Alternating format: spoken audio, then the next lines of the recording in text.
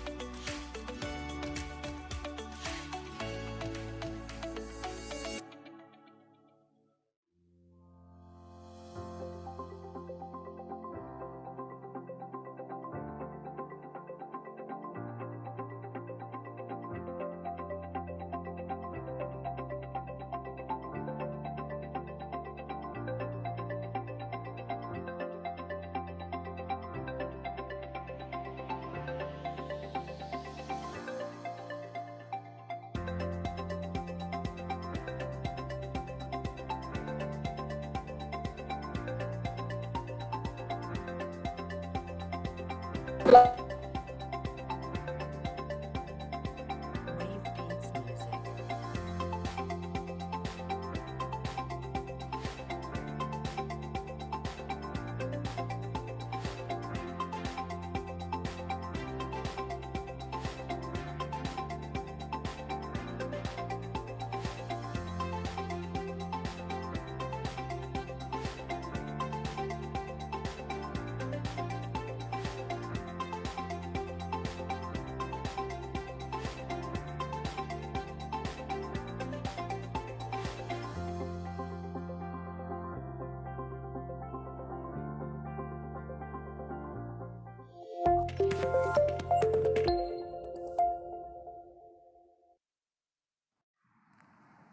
Good morning, everyone. My name is Nontutugo Mhlungu, and welcome to InsureTalk 21, which happens to coincide with the second anniversary of the InsureTalk series. That's right, on this day, exactly 2 years ago, InsureTalk was birthed, and oh, what an incredible journey it has been, all thanks to your and our sponsors' continued support.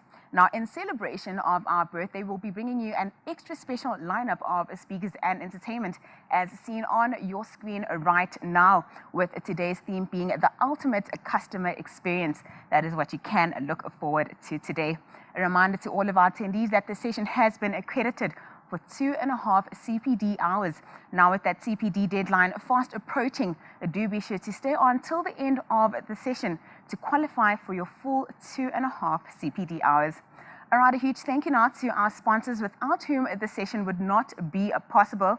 A huge thank you to our headline sponsor today, Global Choices, as well as our event partners, Guidewire Software, the IISA on the CPD side, as well as a Cover coming in as our media partner today.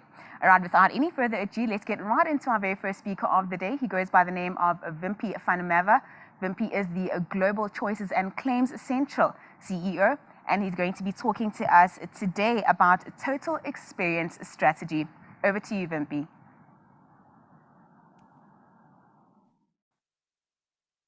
Thank you very much. Hello, everyone. Thank you, InsureTalk, for the opportunity to present today. We at Global Choices just want to wish InsureTalk and the CN&CO team a very happy birthday on celebrating 2 years and reaching these heights of success in such a short time. It's very inspirational to all of us. Adapting to the spirit of our times 2 years ago, when you defined your constraints with the hard COVID rules and lockdown, creating this creative solution and called InsureTech that we now enjoy once a month. Our thoughts are with the clients and the people facing the challenges of the recent and people who lost their lives in this or during this disaster.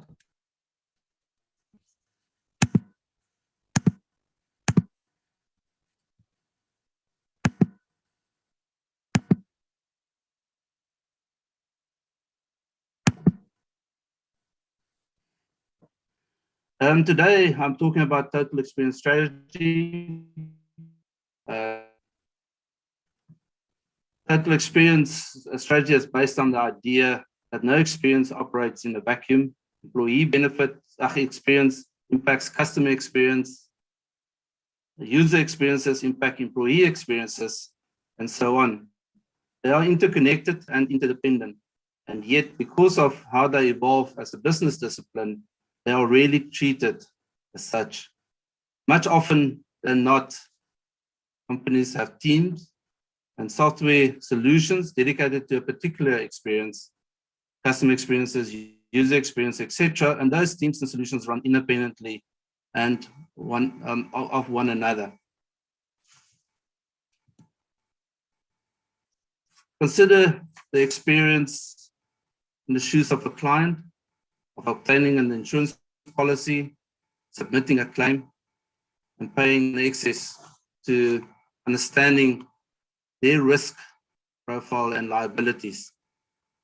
To creating an asset register and renewing their policy with you, the insurer. Once insurers recognize they are in the experience business, they will be able to overcome a cultural shift. Even today's period of rapid change, it appears a lot of insurers are trying to create new solutions and customer experiences by counting on their traditional ways. They overcome future challenges and a new methodology is required and approach seek.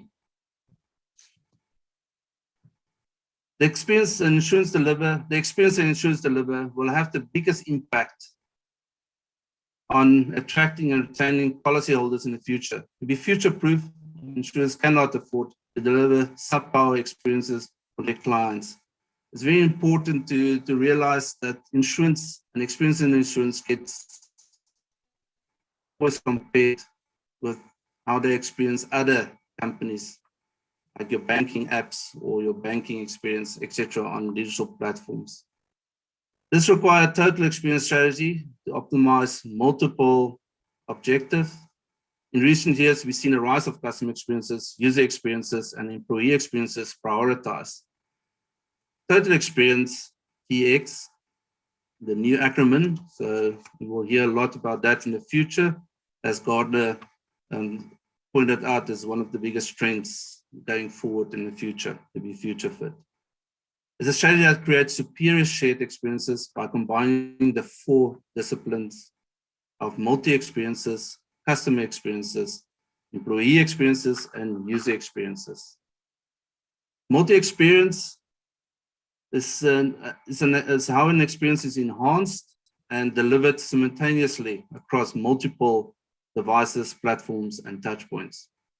Customer experiences is how customer interacts with and feels about the insurance brand.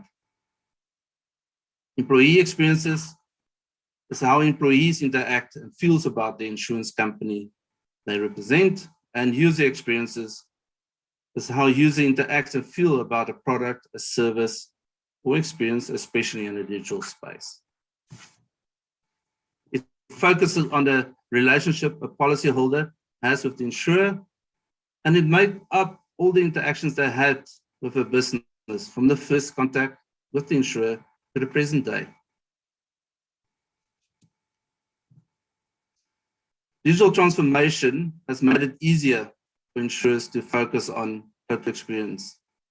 As digital transformation assists to provide the required data to be available across insurers' value chain that can be used to create a total experience. Data and technology play a core role in total experience success, and it's about how to use technology and interactions to enhance, empower, and support both policyholders and employees. Total experience is about delivering an all-round exceptional experience to anyone who interacts with the insurer and their brand, including policyholders, users, employees, and service providers, especially in our game. The fundamental idea of total experience is to stop treating each component of your business strategy as individual silo. Total experience consider these encounters as a singular aspect of a holistic experience instead of considering them as individual event. The key benefits of total experience strategy is to enhance client satisfaction, improve financial risk facilitation, and create a healthy work environment and communication amongst your employees and with your clients. Increase client loyalty, reduce and remove business and departmental silos,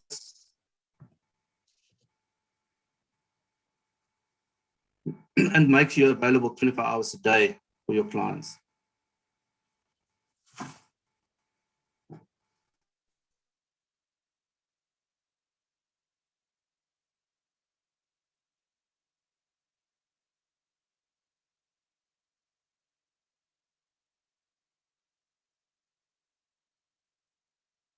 Touch points. It's a multi-channel, it's not channel or omni-channel, which seeks to unify experiences across different channels and or touch points. Multi-experience ignores the idea of channel completely. The focus is to create an enhanced multi-channel touchpoint engagement. Multi-experiences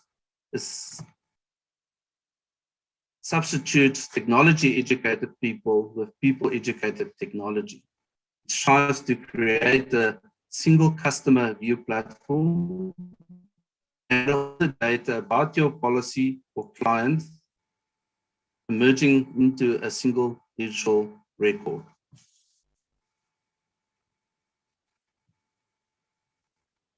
The potential for total experience is to develop an agile, a more highly skilled and more linked claim functions for insurance companies. To achieve this objective, insurers can focus on these strategic priorities. Every touch point in the insurance value chain needs to become 360 customer centric. It's very important to look at every touch point and dissect it in a 360 degree approach. The days of insurance being organized around products are gone and will evolve more than focus on experiences and services.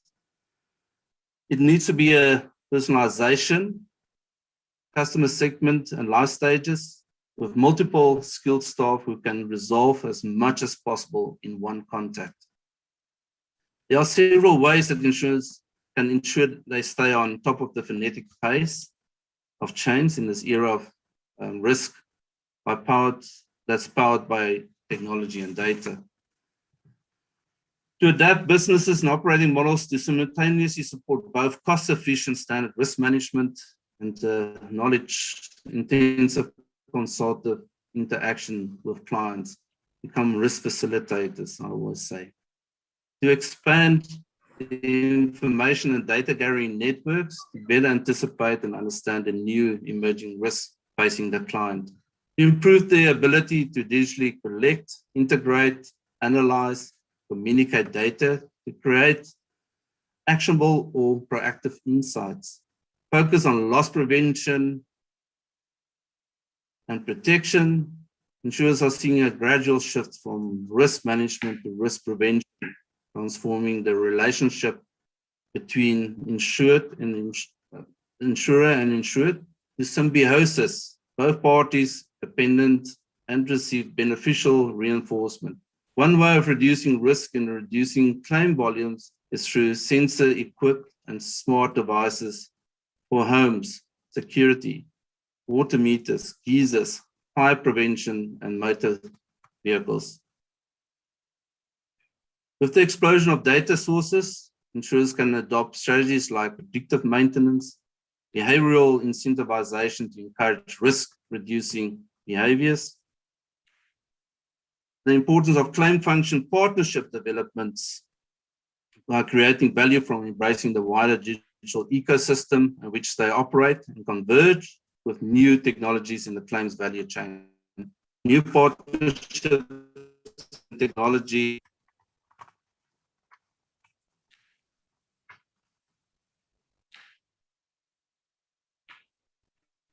will fill gaps in data science, loss prevention, machine learning, and artificial intelligence. Total experience extends beyond the perfecting the customer experience. It's about your employee and user experience and how they will impact the policyholder claims journey. You offer to develop smart claims function of the future will need to be powered by technology, data, and people as a total experience.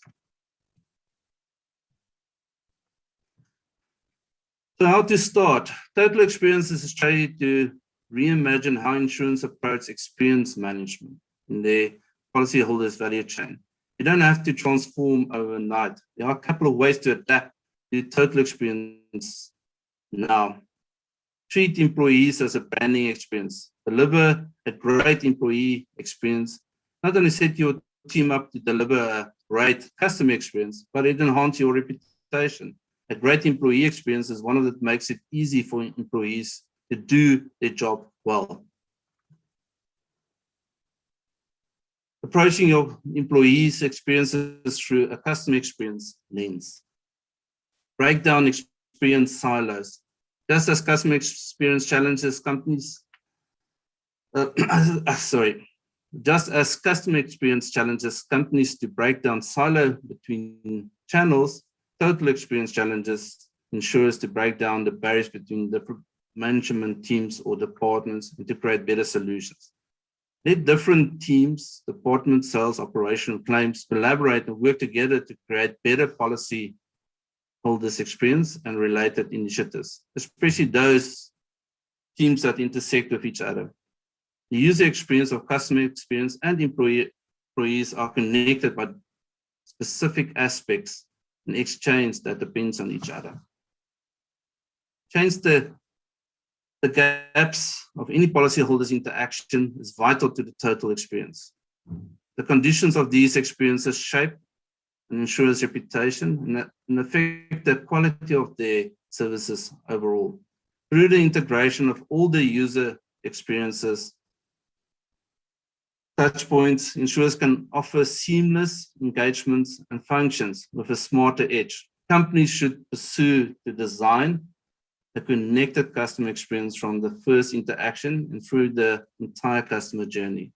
The hands-off points or intersection between teams and departments are often more disaster prone.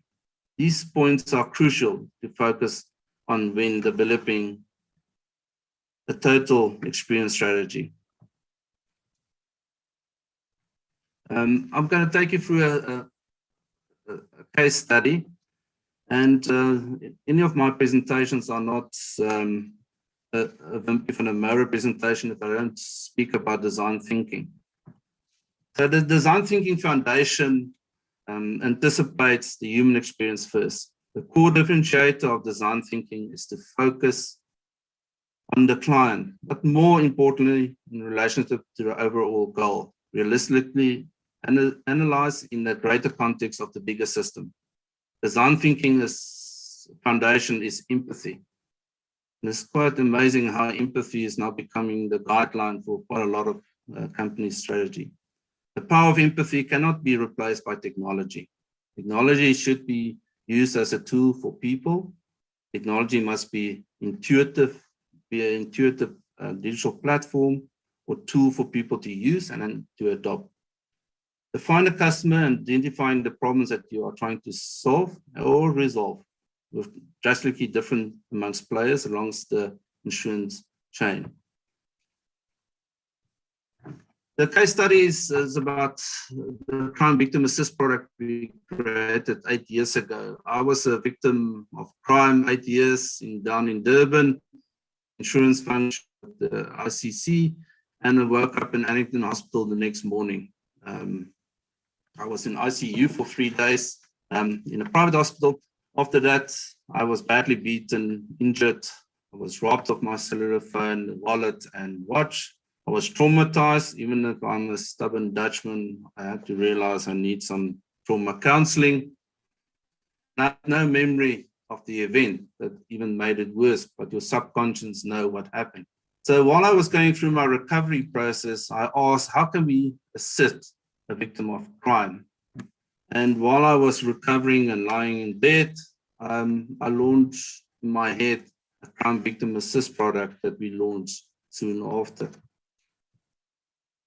The first part of this is to make sure a client can get private hospital service and response. And so as soon as we get that phone call, because we're an emergency company, we can take it into a private hospital because you've got a private hospital guarantee in place. The box will be delivered at your residence or hospital if it's required, or any location can be dictated. Temporary cellular smartphone. Temporary means we leave it with the client, but it's just to replace the lost phone that maybe have happened. With airtime and data, and it's pre-recut as well, and it can be transferred to the client's personal details. And on the cell phone, there's a assistance app. We call it the WeCare Assistance app that give you access to the 24-hour call center and to all the products and services that we attach to this.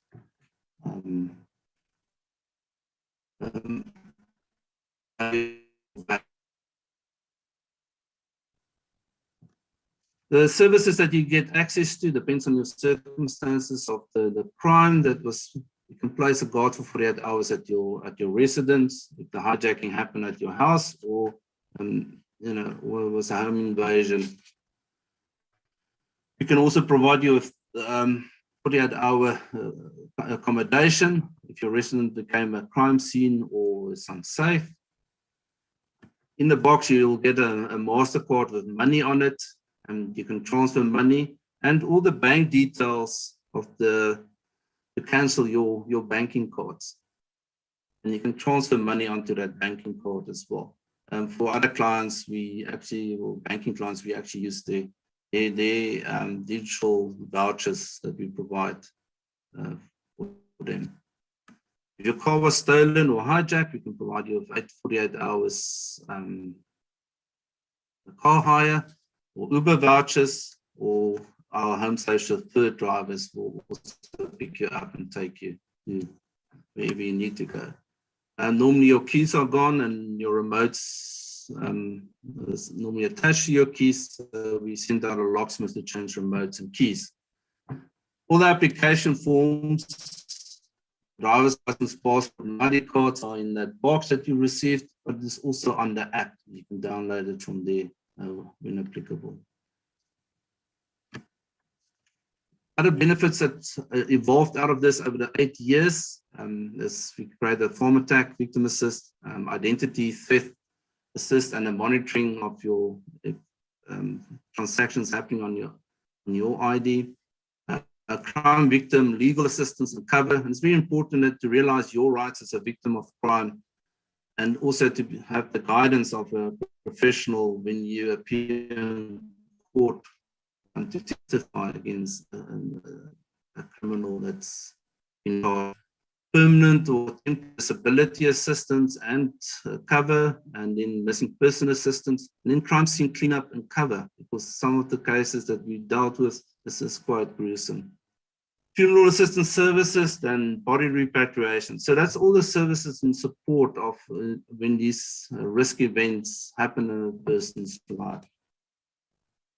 So some takeaways out of it: to find new ways to combine data, knowledge, and customer real life stories, because you sit on that, and especially in the insurance industry, we've got personal relationship with our clients, and you can learn quite a lot from those stories and then find solutions to assist them and apply a total experience strategy, just like this product. Provide a simple value proposition that differentiates your product from your competition. And a total experience strategy can turn mediocre insurance or VAP products into awesome insurance products. So that's the end of my session.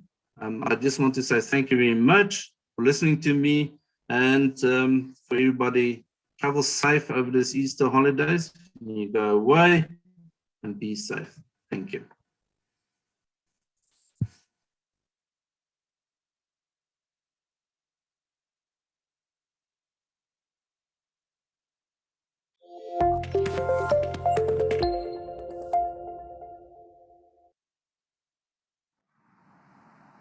Thank you so much, Wimpy, for that insightful presentation. I really did enjoy it. Moving along swiftly now onto our next speaker. He goes by the name of Toby Shapshak. I hope I've pronounced that correctly. Toby is the editor-in-chief at Stuff, and he's going to be chatting to us today about the future of work and why change is unavoidable. Over to you, Toby.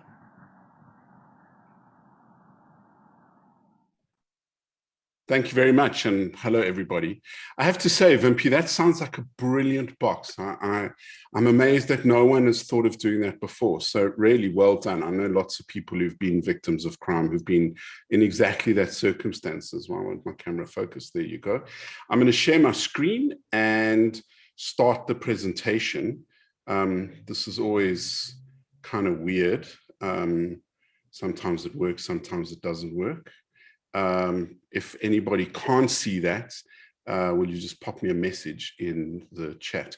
So let's just talk about work, because work has fundamentally and radically changed in the last few decades, but the last 100 years especially. This photographs, or these series of photographs, are from the 1900s, before 1910.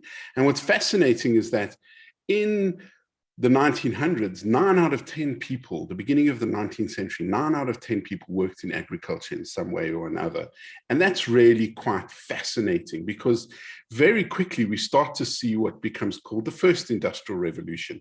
Before the steam train came along, and the steam train was the most complex piece of machinery on the planet, bar a pocket watch. My late father was a jeweler, so I have a fascination with watches.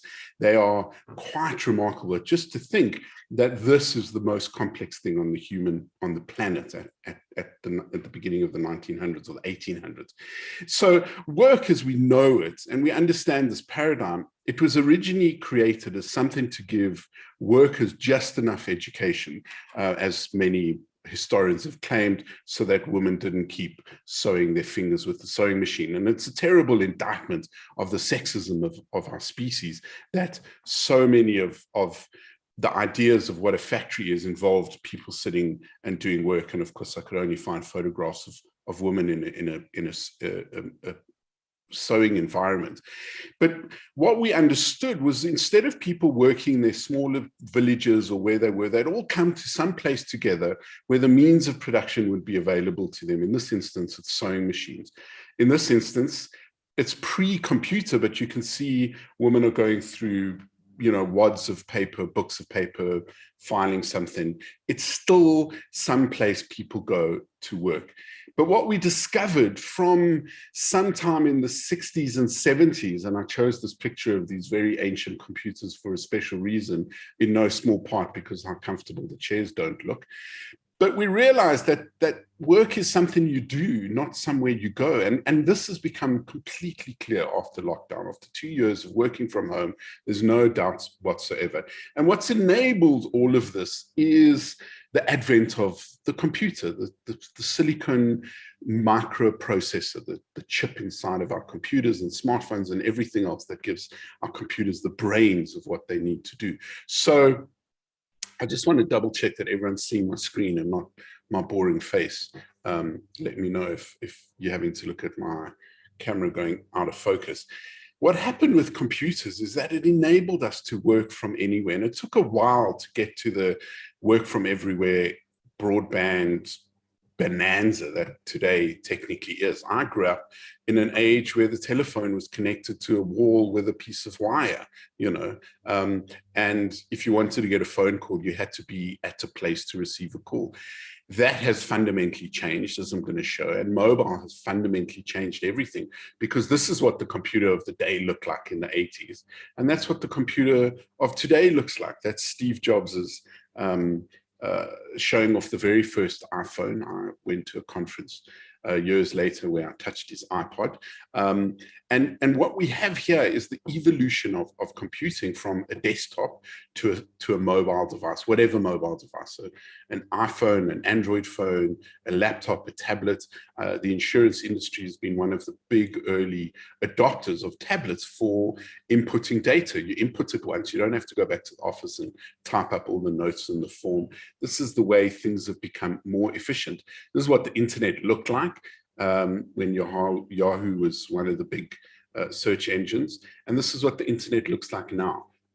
Everybody's using mobile phones. Obviously, there's a picture of a cat on one of them. This is what telephony used to look like. And I apologize about the white strips at the top and the bottom. I printed my presentation as a PDF in case there were technical problems. So this is a picture of what telephony used to look like. In fact, I was in Centurion last Thursday, and I went to Telkom's head office and took this picture there. I can't hear if anybody's laughing, but if you're laughing, don't laugh. This is the upgrade. You should have seen the system they used to use.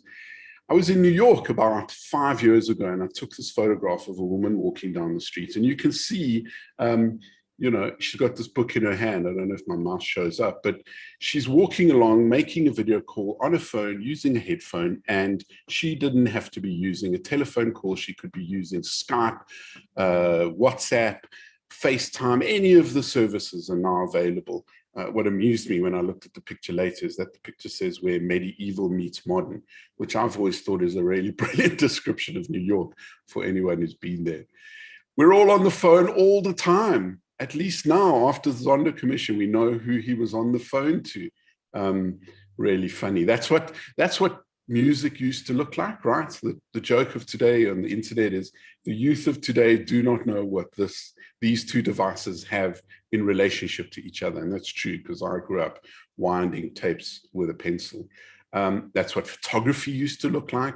Now photography is not done with a camera, it's done with your smartphone. Off you go, you take a picture of Instagram. I was in New York, I was in Moscow on the left, and I took these pictures of the various places to show where I've been. And in fact, it's evolved to the point where you no longer take pictures of where you are, but who you're with.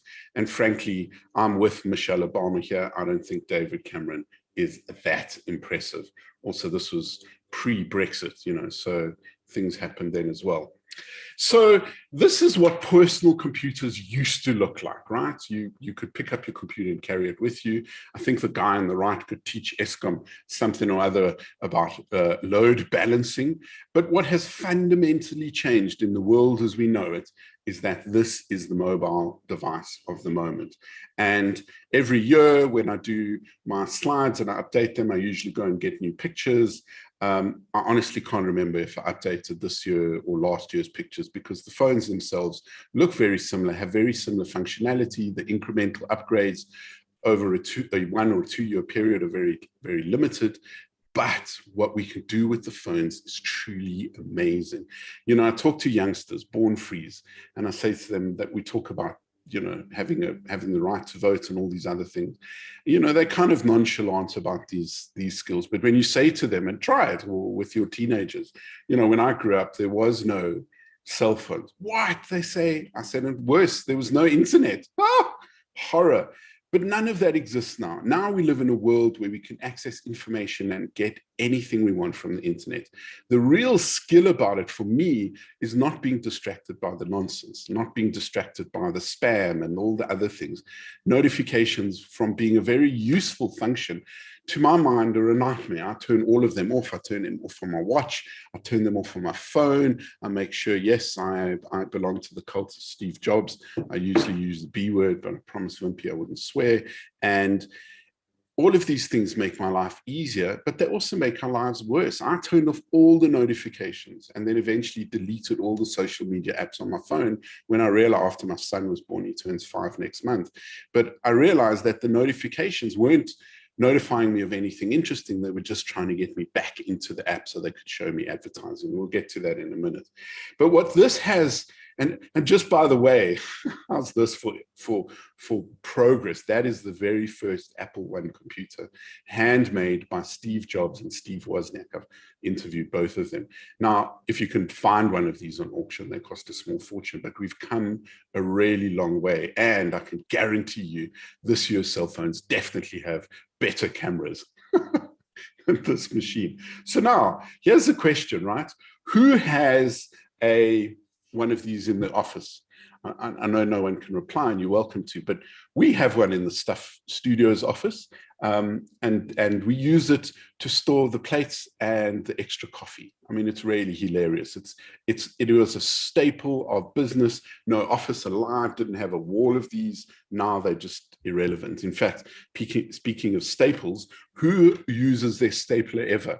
I had this brilliant moment where I found my stapler, literally dusted it off, cleaned it up, and put it in my car, in my cubbyhole. Why? Because what do I use a stapler for all the time? Every time my mask breaks, and it breaks just, you know, it's a brand new mask, I take the stapler and I clip the little, you know, elastic string back to the stapler. And after a while, I realized the only time I ever have to do that is in my car. So there we go. This absolute essential, these two things that you couldn't run your business without them, are completely extinct. And those are just, you know, silly little examples, because everything is now kept in the cloud. Up in the cloud, it's safe, it's secure. During lockdown, my mother, who's 93, she turns 94 next month. So 2 years ago, 2020, we couldn't see each other. I would go to the door of the gate, the pedestrian gate of her I call it Shady Pines, her retirement village, and that's the only way we could communicate. And we communicated like that for 6 months. At one point, her iPad died.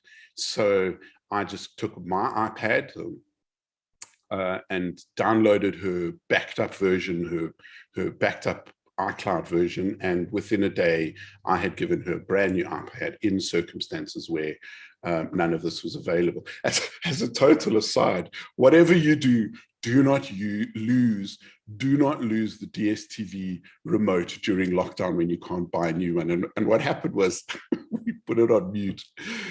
And it turns out you can't unmute the decoder from the actual decoder. You can only use the remote. So what would you do? You'd go get your last remote control, except our son had plunged it in water a year before, so it was useless. So eventually, after a couple of days, we found it in a bag of Duplo, a box of Duplo, big Lego, as we call it in our house. So don't ever lose those. But everything else is now cloud-based. I mean, Microsoft is you don't buy software on a disk or a stiffy or a CD. You buy it from the cloud. It gets constantly updated. You know, the biggest software company in the world is Microsoft. The second biggest is Adobe in the industry I'm in. We use Adobe a lot. I just particularly like this slide because Adobe has used a very similar style to the periodic table. InDesign is the one we use, ID. The top right, that's the one we use the most. But these are the pieces of software that I use to run my business. And I run a small business, there are 10 of us. We survived lockdown. We made a profit during lockdown. Who knows how? Actually, I do. I use Jewish guilt as a business model. But these are the tools that we use to run our business. And most of them are free, but most of them you want to pay for. And that's the thing that I always say to people. Years ago, I worked at the I was going to call it the Weekly Mail, but it's called the Mail and Guardian now. I was both, bizarrely, the sports editor and the online news editor, and we used to get a free ADSL line. That's how long it is. In fact, prior to ADSL. And I said to my boss at the time, the problem with getting something for free is you get what you paid for. And I didn't realize what a true comment that was, because along came surveillance capitalism. And basically, by handing over all of our data, we get a free service. But actually, what we're getting for actually costs that, but what we're giving people costs that. I mean, I would do that, but I don't think you can see my hands. So all of these tools are the ones that we use. Please take a picture or a screen grab of this. Gmail or Outlook for mail, Dropbox for sharing documents, although I've completely moved over to OneDrive. I should really update these slides. I use, if I do anything in Word or Excel, because that's the app I'm using it in, it makes perfect sense to store it online. And I say that to, all the youngsters, the 20-somethings who work for me, they love Google Docs. And I think it's a fantastic service. It works really fine. But for me, my personal preference is Word and Excel. Why? Because I write in Word. I've been writing in Word for 25, 30 years. I know it really well. I know the keyboard shortcuts, and it's the app that I use. If the app that you use is the browser, then it's a no-brainer to use Google Docs, although you can use Apple's OneDrive, Microsoft's OneDrive, Apple's iCloud, all of those you can use through the browser. LastPass is the most important thing on the screen. Please download it now, everybody. LastPass and Microsoft Authenticator. So the world has fundamentally changed. You can never have the same password as anything else. I'm going to stop for a moment, Vimpy, and get on a cybersecurity soapbox, but only for 2 minutes, and I'm watching myself. There are two things you have to do immediately. Download LastPass and save all your passwords in that. The reason for this is that your passwords are the most important thing. If people get them, they can compromise your site. But what you need to set up is called two-factor authentication. Don't be confused by the phrase. A factor is your password. The second factor is an SMS to your phone. Please don't do that. If you're doing that, update it. You can use any number of different apps to do this. Microsoft Authenticator, LastPass, Google has their own authenticator. I use 3 different service providers. I'm on Mac, so I don't use the built-in iCloud stuff. I've got 1 minute left. And I use a separate password management tool called LastPass. There's Dashlane, there's a whole bunch of other ones, but I use that because if someone wants to hack me, they have to hack my password manager, they have to hack Apple, and they have to hack an authentication app. And that's the 3 steps of security. People can clone your SIM card and get your SMS. This happens a lot. In fact, last year, I don't know if this counts as part of the 2 minutes, but the really funny thing that happened was someone tried to phish. My wife, she's a lawyer, she negotiates for a living. I mean, this guy didn't know who he was up against. And she said, you know what, my husband's home, you can tell him this. So she brought me the phone to me. It's a story in its own right, because he gave me this brilliant fish, which anyone with without some common sense. And that's really the thing. It's not technical skills, it's common sense. You get sent an OTP, a one-time PIN. It says, do not give this to anyone else. And yet these phishers are good enough to convince people they should. Anyway, the thing that I really laughed about is that in the background, you could hear the hacker, the scammer, the phisher is working from home as well, because I could hear his kids in the background. Just quickly, Camcard is a really great way for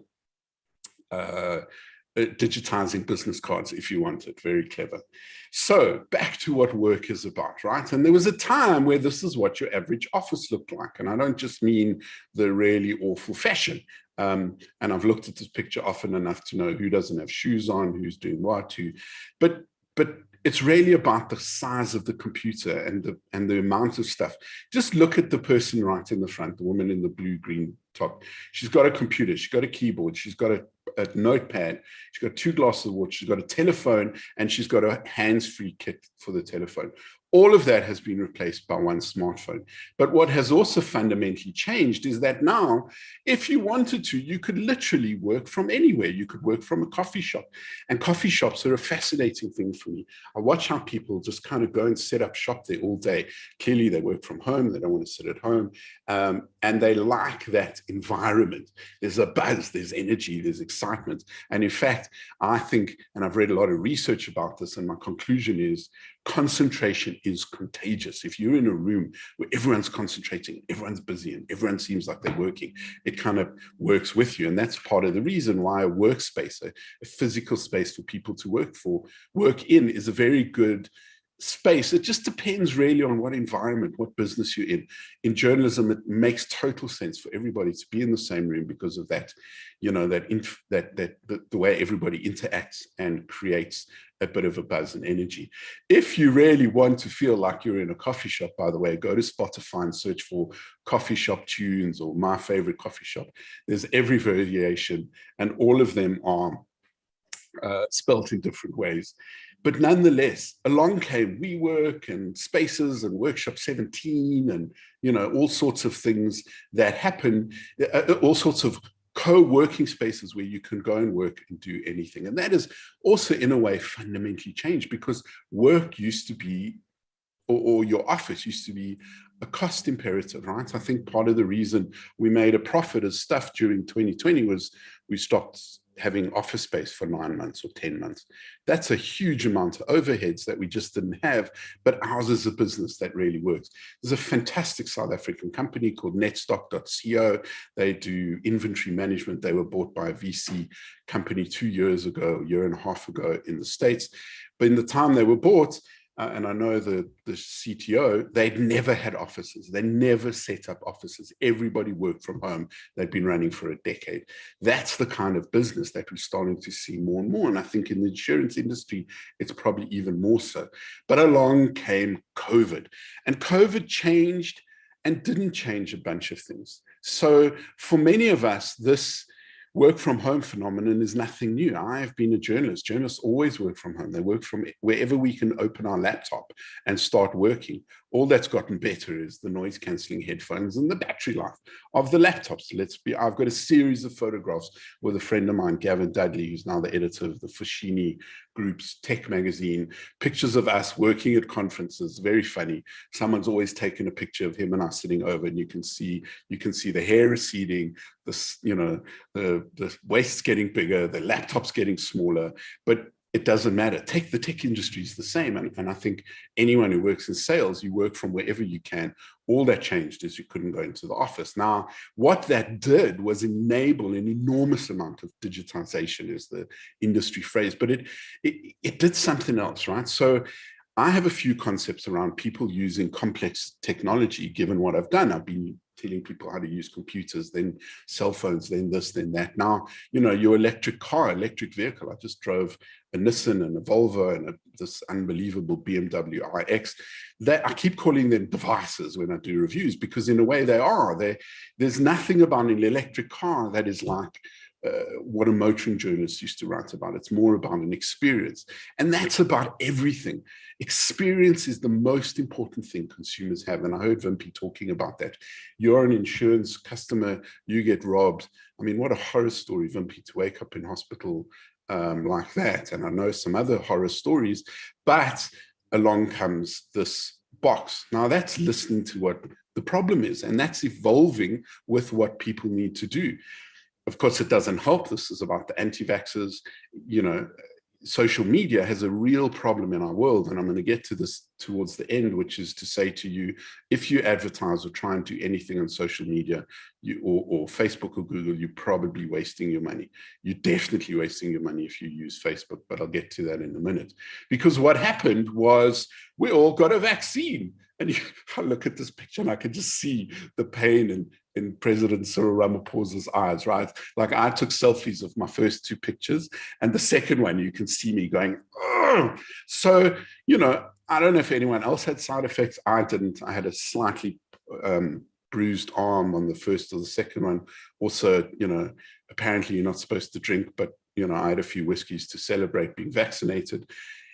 Now the world lives in a different place, and everybody keeps talking about the new normal and this hybrid and this, that. I'm telling you that this is a business model that's been around for 20, 30 years because I run my business like that. Stuff is, when we closed our offices, we just picked up our keyboards and extra battery or extra chargers, and my staff walked out the door. Some of them took their monitors home, most didn't because they were already set up like that. So we've been a business that's always set up. Our mail's always been hosted by Gmail or Google Docs. I run another business called Scroller.Africa, scroll with an A, .Africa. It's a very good source of daily news. We're totally distributed. My staff, we've been running since, well, the business has been running for 5 or 6 years, but we've been running the newspaper since October, or the web service, the news service, since October 2019. We broke this horror story about Rosemary and Ndlovu, the killer cop, who would take out life insurance on a family and then, you know, bump them off. Took the rest of the country 2 years to catch up. And my staff had never met each other until the 25th of last month. I'm in Joburg, our chief reporters in Joburg, our news editors in Limpopo, the main co-founders in London, the other co-founders in Washington, my social media managers in Limpopo, the head of my Zulu team is in KZN, he's also the night news editor. I've got my managing editor in Mount Frere, and we have functioned completely effectively, and we've used mostly mobile. And it is, I have seen two businesses able to flourish in what are some of the worst business environments, circumstances, certainly in my lifetime and anyone's. And part of why there's so much excitement is about the so-called fourth industrial revolution. Basically, what we're talking about, the first industrial revolution was the steam train, the move to steam power as a source of power as opposed to people or horses or donkeys, and mechanicalization. And I'm going to say to you that this is what we're seeing now with the so-called fourth industrial revolution, and I'll tell you why I say so-called in a minute, is just a continuation of the automation that started with the steam train. We started being able to automate physical things, and as soon as we got to the point in the third industrial revolution, which is kind of when the silicon chip came into action from the 60s and the 70s, we've been able to take a whole lot of things and digitize them, right? So you go on a sales call, or you running a company, and all your staff and all that information comes in. All of that stuff is now digital. It's in a spreadsheet, or it's in a database, or it's in a CMS, a content management system. And now all of those processes that you needed a person to do, now you can use a digital process. And of course, there's a lot of fear for people because, well, this is the first industrial revolution in the history of humanity, and the last 150 years or so, let's say 200, where suddenly there isn't a role for humanity. What do we do? Like, what are we going to do? And there are obvious industries where that's not a problem: retail, restaurants, massage, physiotherapy, anything that requires people. I've recently become a disciple of Joseph Pilates. I perforated a disc last year and had terrible back pain. If you ever have back pain, Pilates is the winner. All of those jobs are secure, but those don't tend to be the high-paying jobs. What are the jobs that really need human intelligence? And that's what we're going to get to, because once upon a time, that's what a supercomputer looked like, right? That's the Cray computer of the 70s. You can see that to control this computer, you had to wear a lot of beige, really bad outfits and have a terrible hairstyle. Then you were programmed to computers. But the supercomputer, as we understand it, is evolved. That's what we thought artificial intelligence would look like, but actually, this is what AI looks like. This is what all cloud services look like. This just happens to be IBM's Blue Gene, which is one of their big AI initiatives. But it's basically a rack of servers in a data center with lots of air conditioning. In fact, Microsoft houses this for innovative thinking. They've taken their data centers. They got this thing that kind of looks like one of those big petrol tanks on the back of a big truck, and they've sealed it up and made it waterproof, and they submerge it in the North Sea, where it's really cold, so that the heat of the servers gets cooled naturally by the environment. Now, that's very smart thinking. The threat, of course, for people is that, and this is a very controversial McKinsey study. It's since been, the authors have said they didn't quite mean it like that, but you might as well hear these numbers because this is what's got everybody frightened. 800 million people could lose their jobs by 2030. Now, that's not so far away. That's 8 years away. My son will be almost out of primary school by the time this statistic. So that's 20% of the global workforce. Well, it's kind of obvious to us. We can see how things are going that way. So what do? You have to learn to innovate. Steve Jobs famously said, you have to cannibalize your own business before someone else does. And I'm going to talk about that towards the end. There's a great illustration from the New York Times. I love this picture of the USB Employee of the Month. Well, let me tell you, it's pretty dangerous being a journalist. Bloomberg, who are the best, the A-team of journalists, 30% of what they produce is produced by AI. That's pretty scary. If you're a financial journalist, it takes a good 5 years of being in the trade, knowing how to read a spreadsheet, knowing how to read the quarterly results or the annual results. You've got to be, you need all of that time to learn those skills, and then you've got to come and write it. And well, these days, Bloomberg gets all the information in a sends announcement or in a spreadsheet or some data form, and the software writes the story in 30 seconds, let's say 3 minutes. You won't find a journalist of 5 or 10 years experience who can do it in less than half an hour, probably an hour. But what is the key thing that the human brain is bringing to it? And that is the ability to see and read the patterns. And this is where I think humanity has an unmistakable problem. Sure, the software or the machines will start doing a lot more of the heavy lifting, but it's our incredible brains, our ability to see connections between things. If I strike this rock and it causes a spark, if there was some kindling or some dry wood and I sparked it, it caused a fire, therefore I'm warm and I'm the coolest Neanderthal in the suburb, till the oak next door works out how to copy it and then steals whoever. So all of this we're talking about is automation, right? This is a picture of the Ford factory in 1914, I think, in Chicago.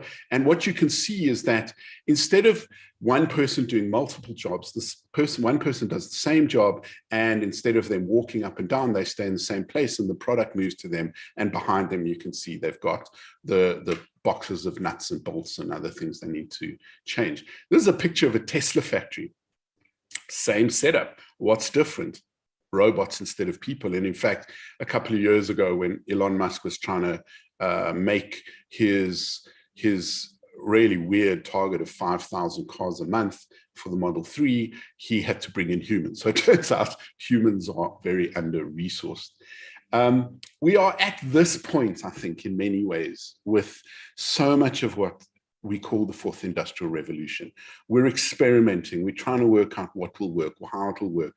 My favorite about these two pictures is the guy with the lawnmower motor on his back of his jacket, with his electric powered skates and his thing in his hand.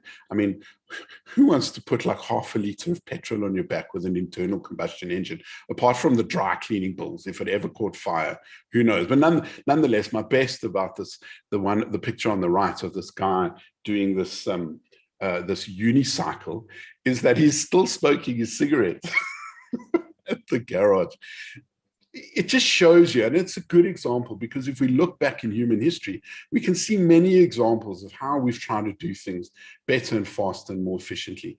You know, the Internet of Things is a whole nother thing. I'm going to skip all of this stuff just to get to this, because I am on my time limit. And just to say to everybody that the nature of technology has so fundamentally changed. And I find this deeply amusing that someone redrew Maslow's hierarchy of needs. I studied 1 year of psychology, and probably everybody's heard that the most important thing is you need shelter. Actually, turns out it's Wi-Fi, right? If you ever been overseas and you see all those people like at the airport, like plugging back into the matrix, see what messages they missed, etc., etc. And that is fundamentally how things have changed. It seems like massive changes, but actually every year is an incremental increase in what we did the last year. And every now and again, there's a real flipping of the switch. You know, in Stuff's case, we've been braced for the switch to digital. We're in a legacy business. We sell a piece of paper in a digital age, and yet people still hang on to it. And the reason a business doesn't instantly flip like that is because print is more profitable. The profit margins are much higher than digital. But what happened in 2020, and never waste a good crisis, as Winston Churchill is quoted as saying, I don't know if it was him or someone else, but nonetheless, what happened for us is our business flipped from being mostly print to mostly digital. And we're an 80-90% digital company. It took a massive global pandemic, but it hasn't changed how we work. It hasn't changed what we do. And I should probably say at the beginning, I studied English literature. I don't speak maths as a first language. I can quote things from Chaucer, Tihi, Quothshi, and Clap the Window too, which for some reason in that way of pronouncing it is the funniest line from Chaucer. You know, 30 years later, I still remember it. I still don't get the joke. And I probably have to tell you the whole story, but it's, you know, but nonetheless, I came to this environment as a kid who understands English, who understood technology, because my best friend was a Wonderkind who ended up working at Microsoft in Seattle and having a weekly meeting with Bill Gates. He was the technical advisor to Microsoft's first technology officer, a guy called David Vaskovich. So I got exposed to technology not as a coder. My best friend's the coder. I'm a driver, and I say this to people all the time since I started and trying to explain computers. There's a difference between being a driver and being a mechanic. But for the longest time, if you wanted to use your computer, if you wanted to dial up to the internet, you had to know how to be a mechanic. If you wanted to get things to work on your smartphone, you had to be a bit of a mechanic. That age is over. I know nothing about my car. I get in, I turn the key, and I drive off. In fact, I don't even turn the key, I push a button. And that is how technology should be, and that's how we're getting to, where it is just something. You want to buy a service, you go online and you buy it as software as a service. And of course, there's a whole bunch of stuff coming for Web3. Maybe we can talk about that next year, VMP. I mean, what is Web3 and why does it affect the insurance industry? I'm not convinced right now that it is, in the same way I'm not convinced that we need to panic about artificial intelligence. We've got about 5 years before that, and quantum computing is 10 years out. We've got a few years of where what we've got to do is get our businesses ready, our business model. I mean, I wish I was still a journalist. I'm a part-time journalist. My job, as I always say to my staff, is to pay people salaries. And I spend, if I'm lucky, 10 or 15% of my time being a journalist, but the rest of the time I run a business because I have salaries to pay. And what we found is that we got our business so efficient that when lockdown happened, we were totally ready for this new work from home environment. But all we'd really done is just constantly, keep incrementally improving the way we work, what we do, how we do it, whether it's better, whether it's worse, and that's really been probably the biggest thing for us as a business, that when the crisis happened, we were actually in really good shape. Our business was ready to change, to transform digitally. And our people were ready to do it. And this friend of mine who runs netstock.co, his example is really interesting. And I said to him, how do your staff deal with it? And he's like, the older guys are a little bit more, they don't struggle. In fact, in the beginning, the problem is they work too much, they overcompensate. He said, so-called millennials, they walk in and this is how they feel comfortable to work. So it's a very rare opportunity where the work style of people coming into the business is matching. I mean, in the past, when I started as a journalist, you went into a company and you learned everything, and that's how you learned to do it. Now there's so much more. Of the youngsters come in with a set of technical skills and social media skills and digital skills that the older people don't have, but the older people have the business knowledge and the acumen and the understanding. So we're in a really weird situation where the youngsters are bringing in more technology and more understanding of how the technology works, whereas the older people are like, what's this TikTok thing?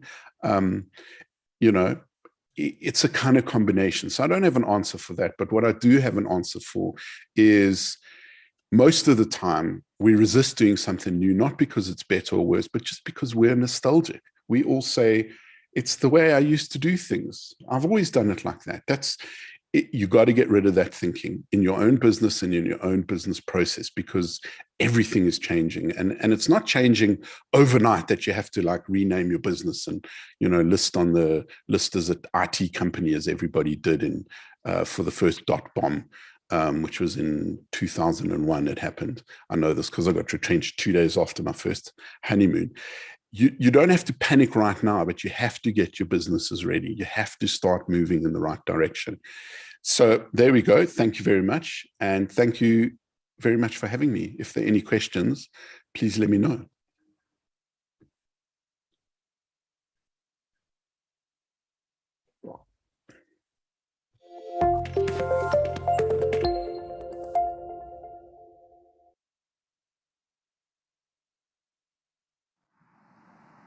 Toby, what an absolutely engaging talk. Wow, you really took us through a journey there, and your passion really came through in your presentation. So thank you so much. All right, over to our next speaker now. She's no stranger here to InsureTalk. She goes by the name of Thokozile Mahlangu. She is the CEO at the IRSA, and she's going to be giving us an IRSA industry update. Over to you, Thokozile.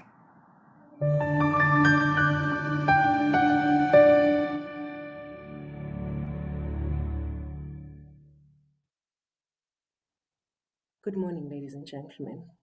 In the next 6 weeks, it will be the end of the current CPD cycle. I'd therefore like to remind all ISA members and CPD affiliates to update their records. So visit your member portal and update your records there.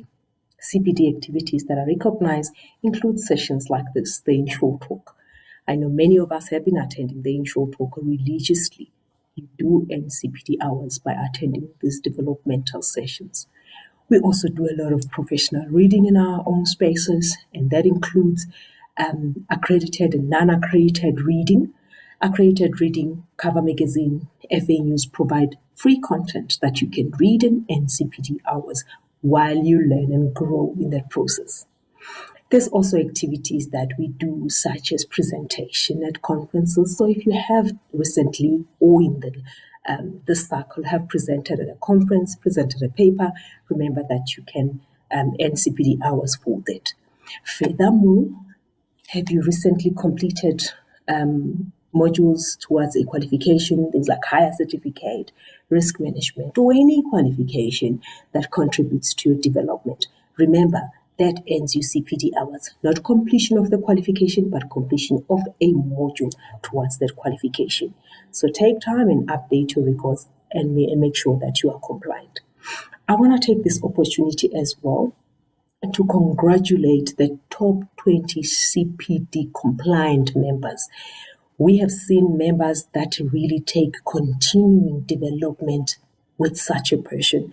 These are members who earned between 40 CPD hours up to 85. Now that is what we want to see from all our members, from all our CPD affiliates. So congratulations to the top 20 CPD compliant members. We really appreciate the time you take in investing in your development, and we'd like to close off the cycle with even much higher hours than that. So once more, I invite each and every single member, as well as CPD affiliates, to update your CPD records on the membership portal. I also want to share that their conference registration is still open. We are now at 73% of the in-person session. Remember, we're capping it at 500 delegates. So if you've not registered, register now and do not miss out on this premier event that we're having as a hybrid conference. The virtual platform is open and not limited as well. The conference is accredited with 14 CPD hours, so take time, join us and come and learn as we research, revive, and really look forward to repositioning the industry and growing and contributing towards the economy. So I invite each and everyone who has not registered for conference, take time, visit our website and register for conference. Also keep a lookout. In the next few weeks, we're going to be sharing speakers of the conference. You do not want to miss those communications, and you also do not want to miss conference. So remember to register for conference. Remember to update your CPD records and really take time in investing in your personal development. I'll see you in the next InsureTalk session next month. Thank you.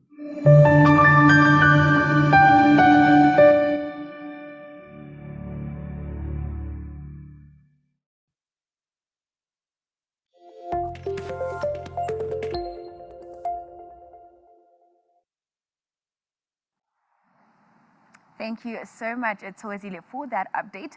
Hope this will also be a reminder to all of our attendees here today to stay on till the end of the session in order to qualify for your full 2.5 CPD hours.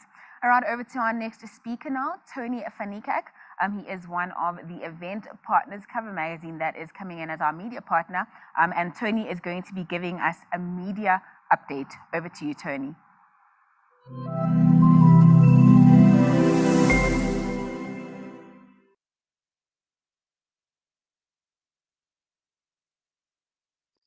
Good morning once again, and thank you very much for joining me on this stunning day. Thank you to CN&CO again for giving Cover time to share some information. As you guys might know, that Cover and CN&CO have been collaborating for the last 3 years on the InsureTalk event, probably the biggest InsureTalk event on the African continent at this stage. Last year, we had between 1,500 and 1,800 people that were sharing the time with us. So this year, again, on the 3rd and the 4th of May, we've got InsureTalk 2022. Now, as you guys would know, during the past 2 years, technology was basically what saved our skins in the insurance industry. Within a very short time, we were able to harness technology to get to stay in contact with clients. The insurers were able to stay in contact with the brokers and intermediaries all over the place, etc. We really had to come to grips with what technology can do for us as an industry. Now, the InsureTalk revolution has sort of been taking place probably over the last decade, I would say. And there were lots of expectations of what it will do and how it will disrupt the industry and how our lives will never be the same, etc.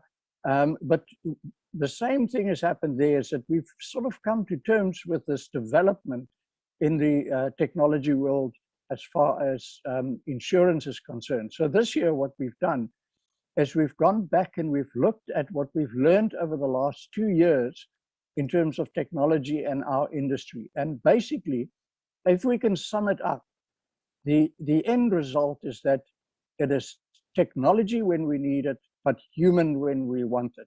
In other words, there should be hard tech and a soft touch. So how do we make that gap? How do we bridge that gap? How do we go from having hard tech, but also having the soft touch of the human, which is incredibly important. And we've seen that, you know, with Zoom and with Teams and all of these platforms, etc. It bridges a really good gap for us to be able to connect, but somewhere in the space, the tech and the human should converge. Now that's not only trying to make it easier for users, in other words, our clients, but it's also taking the whole ecosystem into account. The person that has to operate the tech within the company, the person that has to maintain that technology, the person that has to create the technology. Then in between, there's a whole variety of providers. There's a whole ecosystem that we've now created with technology where we all interact. So basically what we've done is we've gone and we've created, again, 8 sessions over 2 days. It's only a half day each.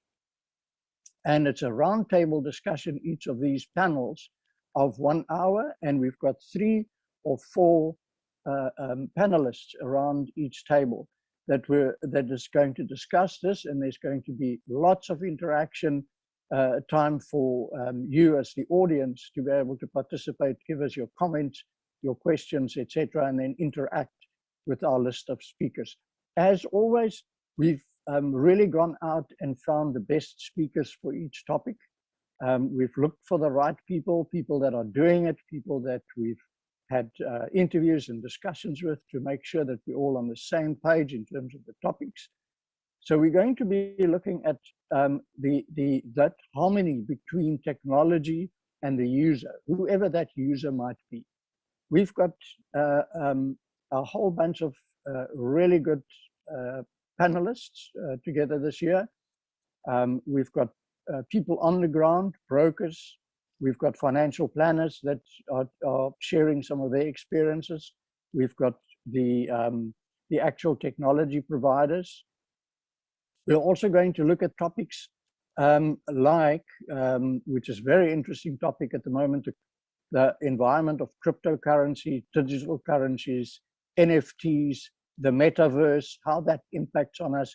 We're going to look at how the mobile players are interacting with us. What we're also going to do then this year is we're going to look at, we've created this whole ecosystem now in the insurance technology environment, where you've got various providers.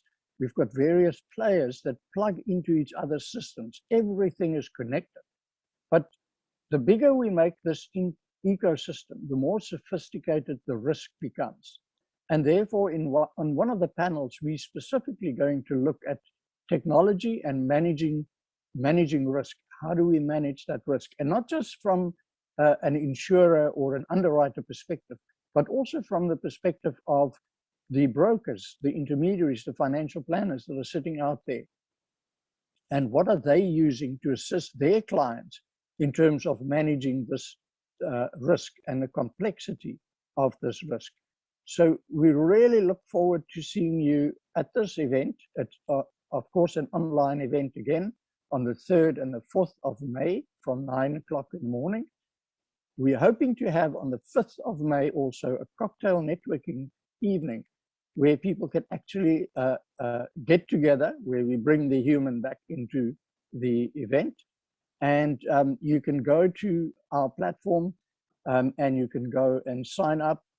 You can choose whether you want to attend the cocktail function or not, or you can simply attend the 2 days virtual event. Again, thank you very much to CN&CO for collaborating again with us on this event. And I promise you, it is going to be a spectacular event, just like you experienced last year. But thank you very much for your time and for listening to me.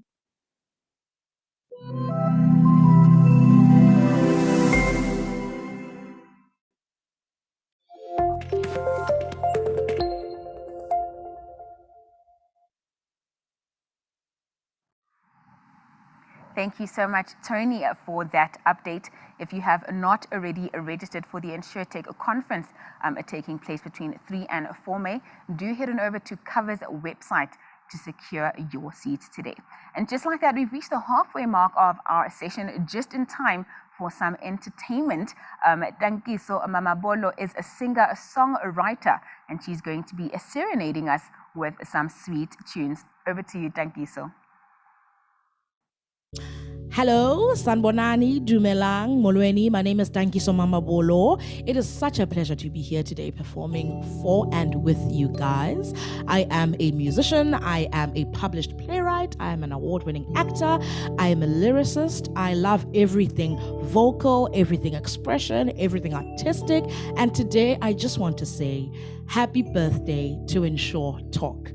I hope you guys will get up and dance and sing along. Now we're off to the first song. Did you hear the news on the radio today? People have agreed to give their love away. I can't wait to be there in line. Oh no. Politicians have agreed to honor and obey. They'll come down and listen to what the people say. I can't wait to be there in line. Oh no. Oh no. Oh, doobie doobie doobie doo body. I hope you're singing along. We all know this part. Oh, doobie doobie doobie doo body. Back to the chorus. Yeah, doobie doobie doobie doo body. Oh, doobie doobie doobie doo body. Hey, if you are ready, feel free to come around. If you are ready, oh, ven conmigo, irrilevetila. If you are ready, oh, hey, it's a party. Hey, Lone Robber on the keys.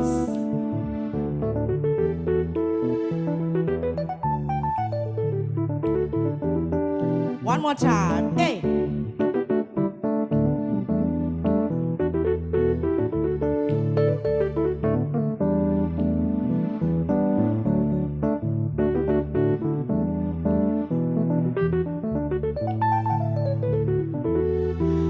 Oh, doobie doobie doobie doo body. Oh, doobie doobie doobie doo body. Okay. Say you want to live in love and kindness every day. Say you know the meaning of love. See every person that you meet as every you, as every me. Then I know you know the rhythm of love, love, love. I can't wait to be there in line. Oh no. One more time. Hey, hey, here. I can't wait to be there in line. Oh no. Oh no. Oh, doobie doobie doobie doo body. Oh, doobie doobie doobie doo body. Now this is where I need your help. Hey, if you know what I mean, clap and stomp your feet. If you know what I mean, clap and stomp your feet. If you know what I mean, clap and stomp your feet. If you know what I mean, clap. And everyone, if you know what I mean, clap and stomp your feet. If you know what I mean, clap and stomp your feet. If you know what I mean, clap and stomp your feet. If you know what I mean. Back to the chorus and doobie doobie doobie doo body. I say doobie doobie doobie doo body. Last time, sing to your neighbor. Doobie doobie doobie doo body. Hey. My name is Thank You So Mama Bolo, but you can call me Miss Good Vibes, because I'm bringing good vibes. This is Feel Good by Miss Lyra. Hey, I wanna feel good every day. I wanna wear a smile upon my face. I wanna feel the joys of the day. I wanna feel alive in every moment. Said I won't waste time on feeling blue. Don't wanna I'm gonna live this day as best as I can, doing everything that feels right, singing la la la la la, la la la la la la la la la, la la la la la la la la la, la la la la la la la la la, la la la, singing la la la la la la la la, la la la la la la la la la, la la la la la la la, la la la la la la la la la, la la la. Lord Rabo, ladies and gentlemen. Hey, it's a vibe.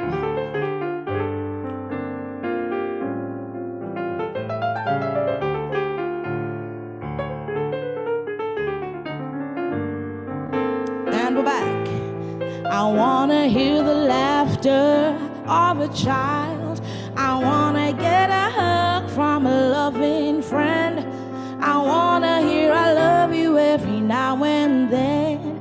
I wanna show somebody that I care, 'cause feeling good is a choice that we all make. Just like a smile, small effort you make. I love to feel the newness of a brand new day.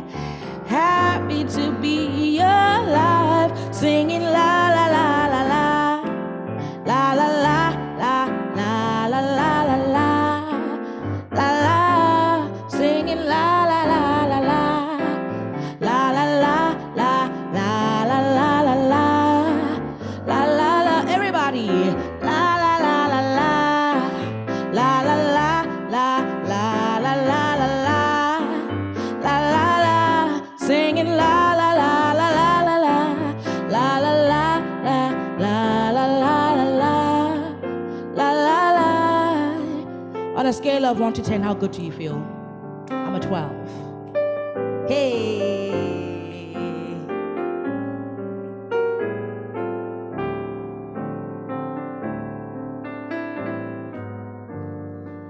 Woo! Your back sways in parabola motion,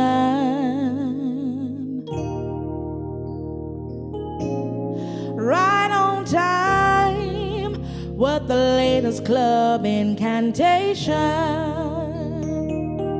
We live for the weekend, try to build the courage. We pray away, pray away, pray away the pain of not being in alignment with our dreams. Fetch your life, gon' be alive. Ain't nobody living out here, be someone who's living out here. Fetch your life, gon' be alive. Ain't nobody living out here, be someone who's living out here. Fetch your life, gon' be alive. Ain't nobody living out here, be someone who's living out here. Fetch your life, gon' be alive. Ain't nobody living out here, be someone who's living out here. Oh, all is well, well, well, well, well, well. What is it? All is well, well, well, well, well, well. Lolabo. Hey.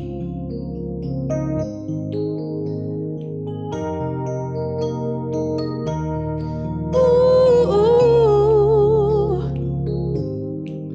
fetch your life. I move.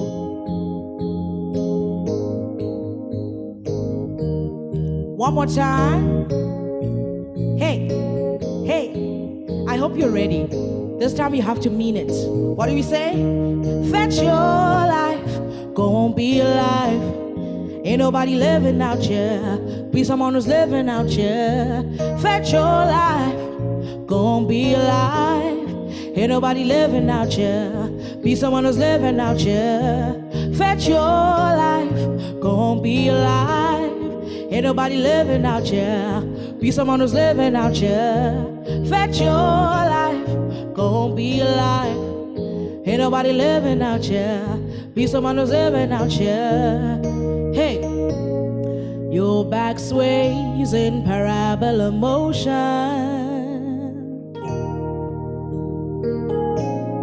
Right on time with the latest club incantation.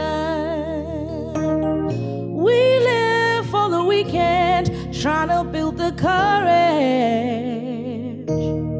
We pray away, pray away, pray away the pain of not being in alignment with our dreams. Fetch your life, gon' be alive. Ain't nobody living out here. Be someone who's living out here. Fetch your life, gon' be alive. Ain't nobody living out here. Be someone who's living out here. Last time, fetch your life, gon' be alive. Ain't nobody living out here. Be someone who's living out here. Fetch your life, gon' be alive. Ain't nobody living out here. Be someone who's living out here.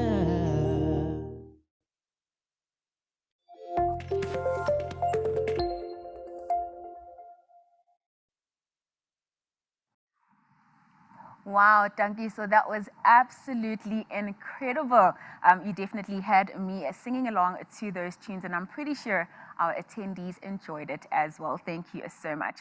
While we're still celebrating InsureTalk's second birthday, and in that spirit, we've put together a short video reel of some of your birthday messages. This is what some of you had to say.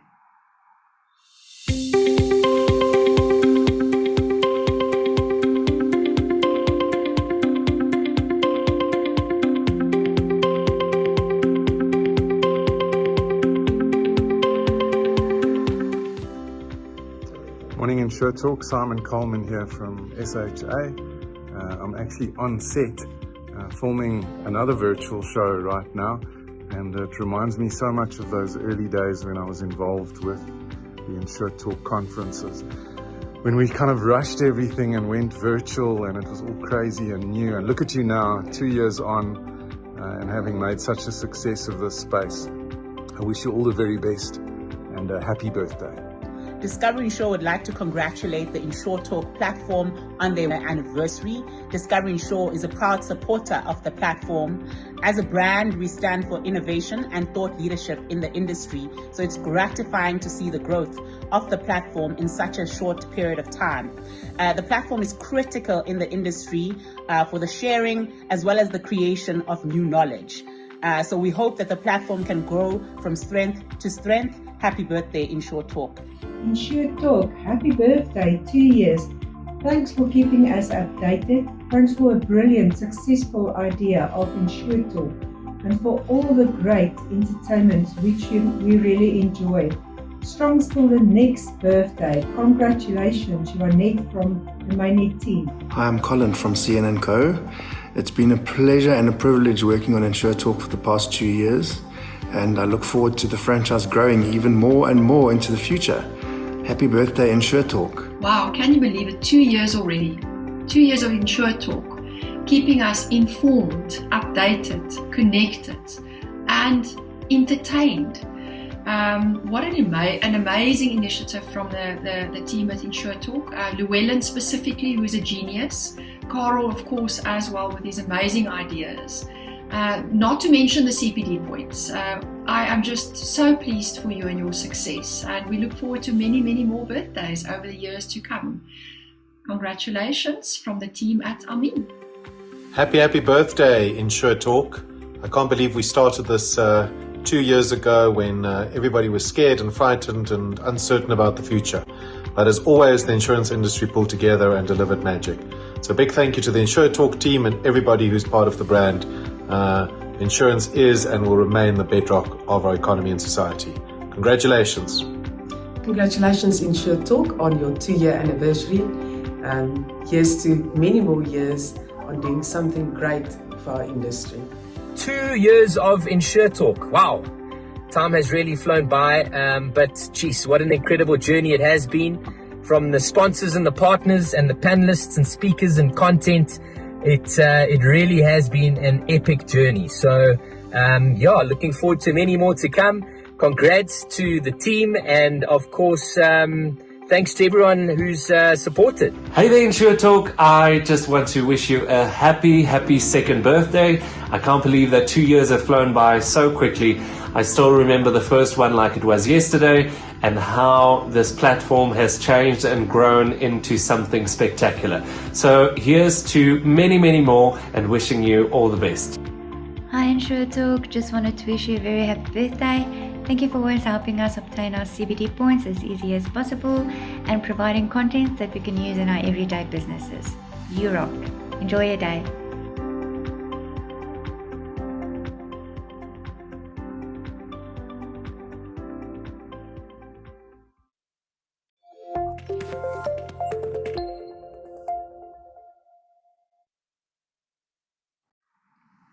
Wow, what beautiful messages. A huge thank you to each and every person who took the time to send those messages through to us. We do appreciate it. And of course, InsureTalk would not be possible without your continued support. So thank you. All right, Global Choices, also the headline sponsor today, has sponsored 3 500 Rand MasterCard vouchers. Those will be awarded to the top 3 messages that you've just seen now. So do stay on until the end of the session to see if you are the lucky winner of that voucher.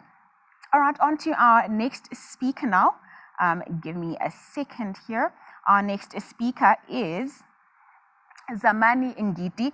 Zamani Ngiti is my apologies, seem to have lost my placing here. Zamani Ngiti is the Cyber Solutions and Deputy Lead, TMT Industry, EMEA at Aon. And Zamani is going to be speaking to us about a broker view of the client experience. Over to you, Zamani.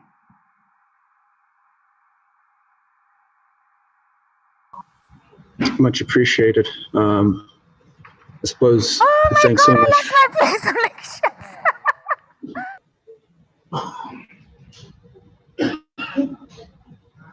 Much appreciated, guys.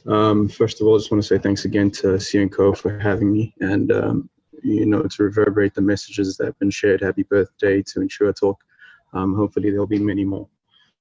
So today, as mentioned, I'll be sharing just some insight around what is happening from a kind of broker view, a client perspective, from a cyber lens perspective. So I think touching on the general cadence of the way the presentation is going to go, I'll kind of highlight what has been the differentiation between cyber and some of the other lines of insurances, especially as it relates to underwriting practices, go into a little bit of detail as to some of the solutions that have been developed and the viewpoints to properly articulate the technological risk and exposure, as well as just give some insights around some client stories to better articulate the value proposition, not only from an insurance perspective, but also cyber as a whole. So thinking around, cyber claims and things of the like. So as we, before we obviously go into this, some knowledge in terms of how Aon obviously got into the cyber business. We've been at this game for, well over a decade.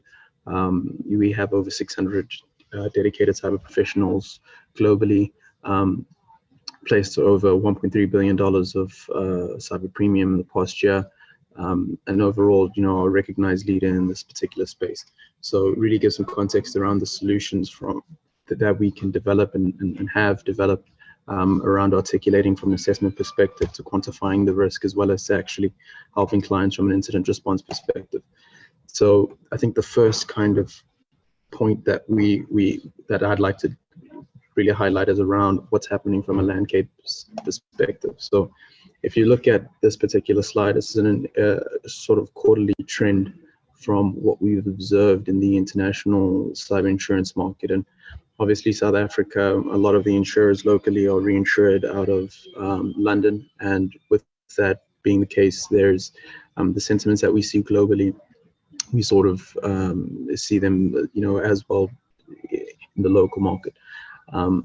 So one of the things that have been driving, I guess, the complexity around placements of cyber risks is claims losses that we've seen in the past couple of years. So we've seen an increase in terms of sophistication of ransomware attacks. The severity of those losses have sort of exceeded what we had traditionally anticipated. We've obviously increased legislation which makes the liability component more severe. As a result, I guess on the back end of that, insurers are trying to protect their book by reducing coverage, whether that be carving out specific coverages that they've had historically, or co-insurance on certain components, as well as reducing capacity from a global standpoint. So locally in South Africa, we've traditionally had roughly 900 million cyber capacity. Theoretically speaking, that's kind of dropped to around 600. And then furthermore, the pricing is obviously, commensurate to that, has increased quite significantly. So we did a cyber carrier and broker survey in Q3 last year. One of the things we saw that cyber was obviously the most distressed class of business from an insurance perspective, but as well as on average, we're seeing about, a year-to-year increase of about 57% on renewals, and that's on expiring coverage, with again some of the points around coverage being decreased, with also the double whammy of increasing retentions, and it's sort of brought a very difficult conversation in terms of in light of the circumstances that we have. So if we think about how clients have traditionally purchased insurance, it's more of a sort of grudge purchase without any kind of in-depth analysis or risk management tools to really articulate what their strategy is around transferring that risk. What is how insurance plugs into the risk transfer strategy, as well as some of the retention models that they use. And so I guess we've had to develop a lot of solutions that really try to articulate the risk, not only to the clients and themselves, but also to the underwriters. And so, as we go into this sort of risk-based broking in terms of going in and understanding, again, the exposures. I think South Africa is one of the territories globally that are disadvantaged by the fact that we do not have a regulated IT security standard that companies have to adhere to. So our business environment sort of acts on a reactive basis when it comes to cyber. Maybe not applicable to some of the banks because they're a bit more regulated. So they've got Basel and a host of other regulations that are applicable to them that gives them or requires them to have a deeper insights around their IT security standards. But for the general market, that's not necessarily the case. So,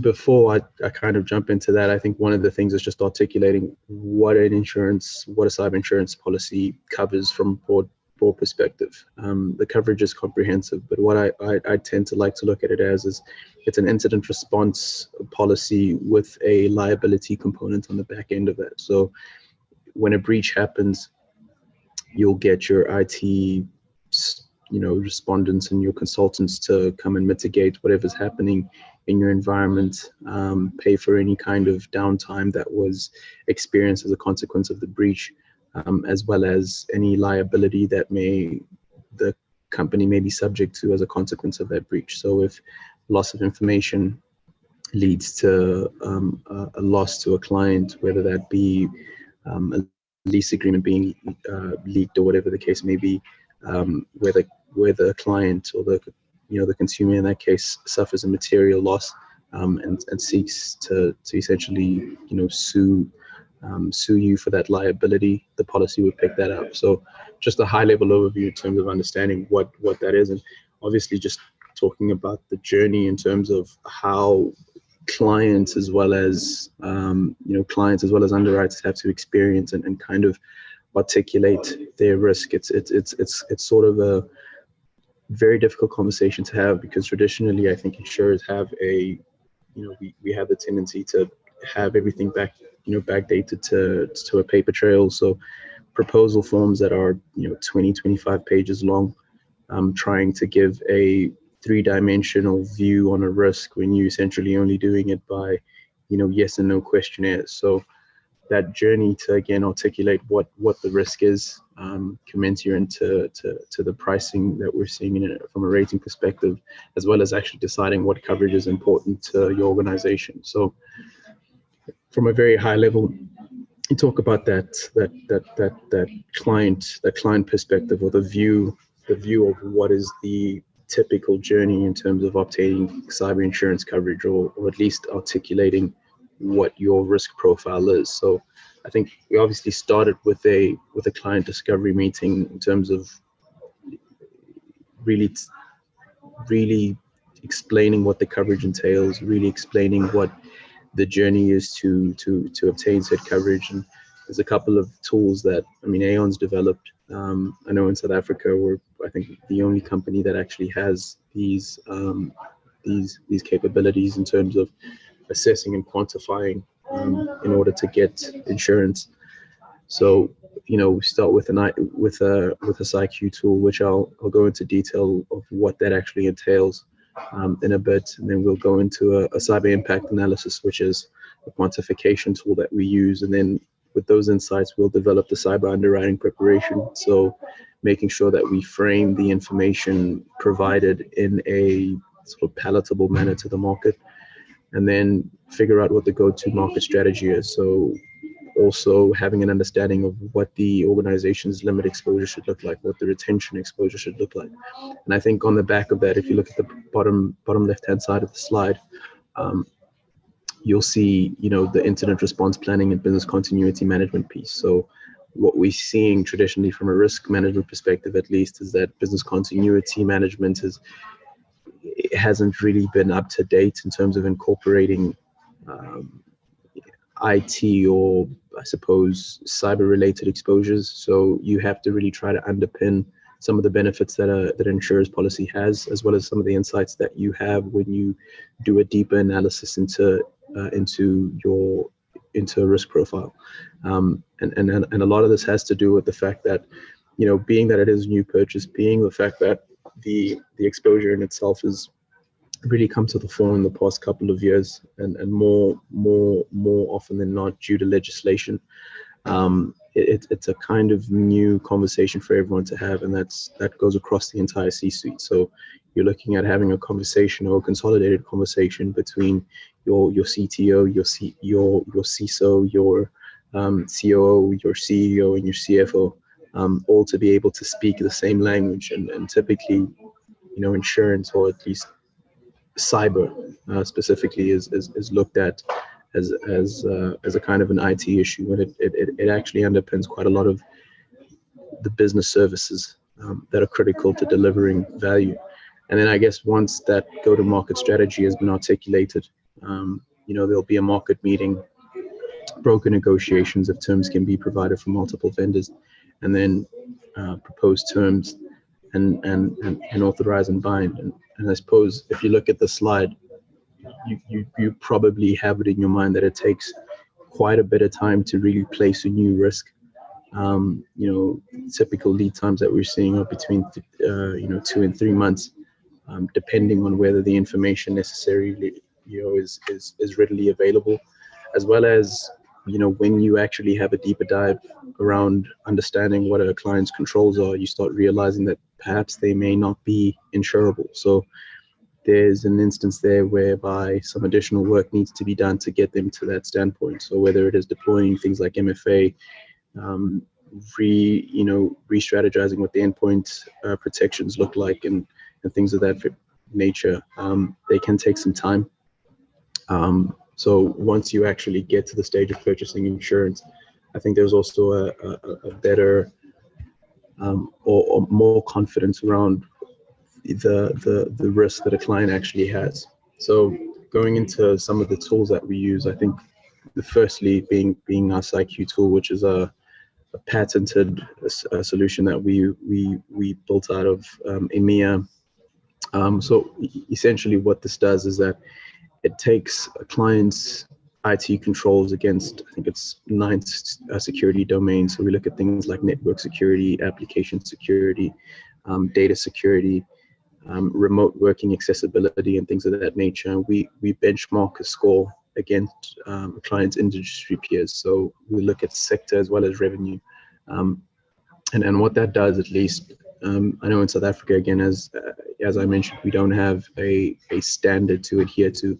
So there is at least some comfort when you see what your environment looks like in relation to some of your competitors.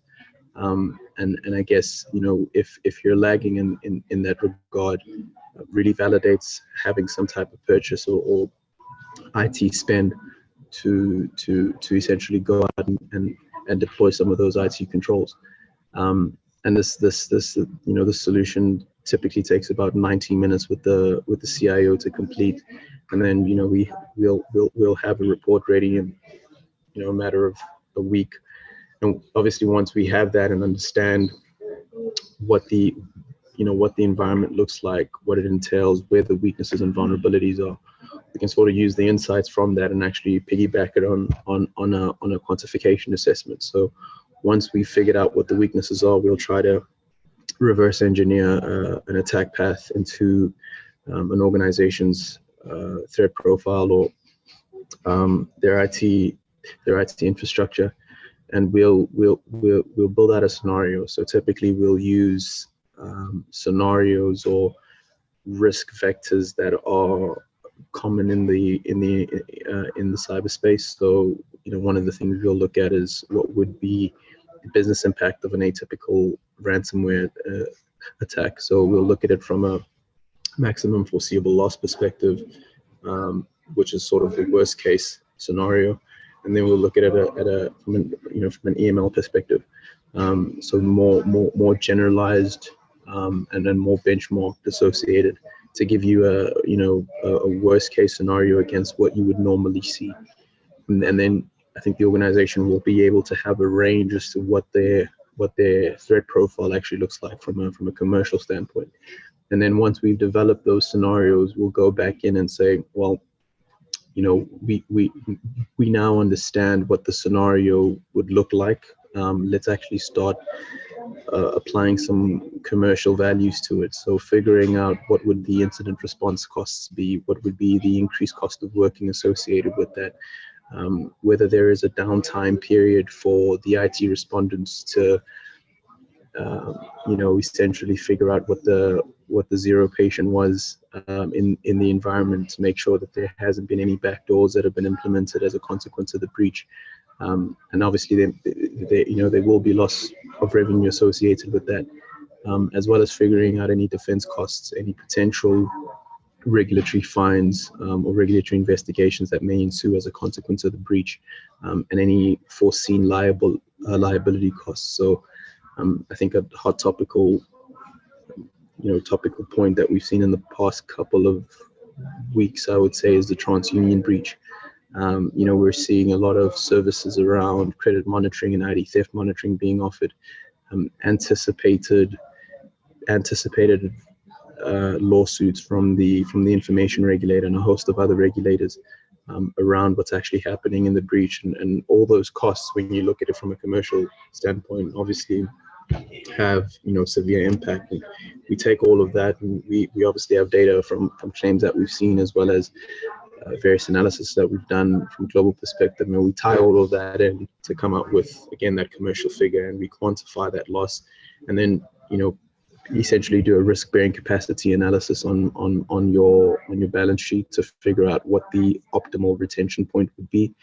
And then on the back end of that, I think the key thing is that the key stakeholders, right? So when I spoke about the C-suite, they would all have a better understanding as to what the risk actually is and how it can materialize on their balance sheet. And that typically makes the conversation from an insurance purchase perspective significantly easier, because there's a clear understanding as to what that loss exposure looks like. And then I guess on the back end of that is the underwriting preparation. So the information that we've consolidated, extrapolating what is necessary to articulate and, I guess, in a sense, put the best foot forward from to the insurance market. So to talk about what strategies you have around mitigation of risk, talk about what are some of the ransomware components or the preventative measures that you've implemented to sort of backstop that exposure. And all of those, feel good stories that we share with the market, trying to, I think, one, essentially, get quotes, and second, if we can, try to, be adversaries to reduce premium spend. And I think one of the things we've been seeing in the past, I would say 6 months, is that new participants to purchase insurance are typically seeing themselves as being uninsurable. The risks and the consequences of a breach have become so severe from a pooling perspective that they are very picky on what risks can and cannot be underwritten. So that last component that I was mentioning that sort of underpins the entire process is around business continuity. So articulating what the IT disaster recovery plan looks like, what the wider business continuity management plan entails, and trying to really minimize what the organizational activity or the impact from a breach is going to look like post a breach. And I think if we look at it from a typical risk management view and a circular view around, assess, quantify, test and mitigate, and sort of going around and finding, getting data and finding lessons learned in order to improve your posture going forward. One, with thinking that over time there needs to be a reduce in total cost of risk. So retaining more risk via an increase in deductible, but applying more limit at the top end, so that when a risk does actually transpire, one, it's from a nat cat perspective, and the insurance is actually developed appropriately for that. But secondly, is not to be susceptible to the vicissitudes of the insurance market, which is, I think, the most important thing. So I think once that's kind of the overarching strategy in terms of how you would look at, I suppose, taking a new purchaser to obtain insurance, as well as what does that journey entail? What are the insights that come from that? And what's the posture of the organization going forward as a consequence of going through that journey? So we talk about the client stories that sort of reverberate what I've been saying. So, the background to this particular story is around, I think, the atypical methodology of assessment, quantification, and insurance. So, multinational organization wanting to review their cyber risk transfer strategy, and what we actually saw, this was a renewal, so not even a new business purchase, is that they had purchased insurance historically and were not comfortable with the methodology that they used historically, and so they wanted to do quantification analysis to really get a deeper dive as to what the exposure would be, and then as well as doing a comprehensive cyber submission preparation. So again, curtailing what the appropriate measures and controls that they would need to put forward to the insurance market. And I think, the results of that was obviously additional cybersecurity investment, and that comes from the quantification piece of being able to understand what are the key or the critical assets in your space. So to be able to triage where your IT security spend is going to be most useful from an insurance perspective, and ultimately to optimize what the risk strategy historically was, which resulted ultimately in an increased purchase of insurance. So again, a comfortability around the appropriateness of that coverage. And then second is just looking at cyber incident response. So if you look at this, the background is, a company CFO sent an email from another employee. The email references a payment request that the CFO did not request or authorize. So an immediate investigation identified a series of emails purportedly sent by or received by the CFO discussing payments from the company's bank accounts. The IT director checks, logs, and finds that multiple other users have access to the CFO's mailbox. So there's obviously been a breach around, privileged accounts in that environment, leading to, again, I guess, purporting of incorrect or improper payments.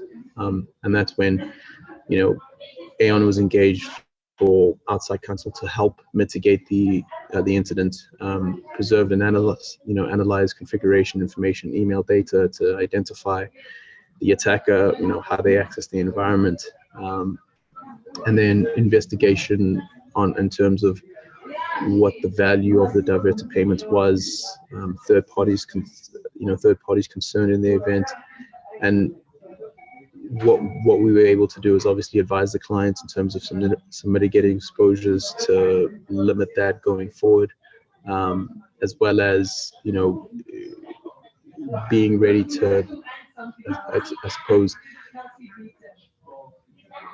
converse with the regulator in terms of what the circumstances were around the breach and what the company has been doing going forward to prevent that. So I guess, high level also around cyber claims, preparation and advocacy. So when a cyber claim happens, it's very different from, a typical insurance, is the fact that when the event happens, it's, we are on the event as soon as and when it happens, as opposed to what we saw in Durban quite recently, whereby an insurer can't respond to the floods. You have to sort of sit back and watch the damage transpire, and then loss adjusters have to come in and all those good things. So from a cyber standpoint, there's multiple vendors when a claim occurs, right? So you have your legal response, you have your IT team, you have your crisis consulting, and all of those things. And all of that really increases the sophistication around, I guess, making sure that payments of claims is made in a timeless manner, and the tracking of those losses actually is done appropriately. And I think that's we came in realizing that there was multiple layers of the insurance that were impacted, as well as sort of dealing with the multiple parties, using our experience to make sure that payment was done or expedited in the process, and again reducing the downtime of the operations that were experienced. So I guess giving you guys just a high level overview as to what the client view from a cyber perspective looks like, and happy to take any questions should you guys have them. I guess my email is up there. So if you guys, again, have any questions, please feel free to reach out. But I think I'm done for time. So with that, I'd like to say thank you so much to you all for listening. I hope you guys learned something.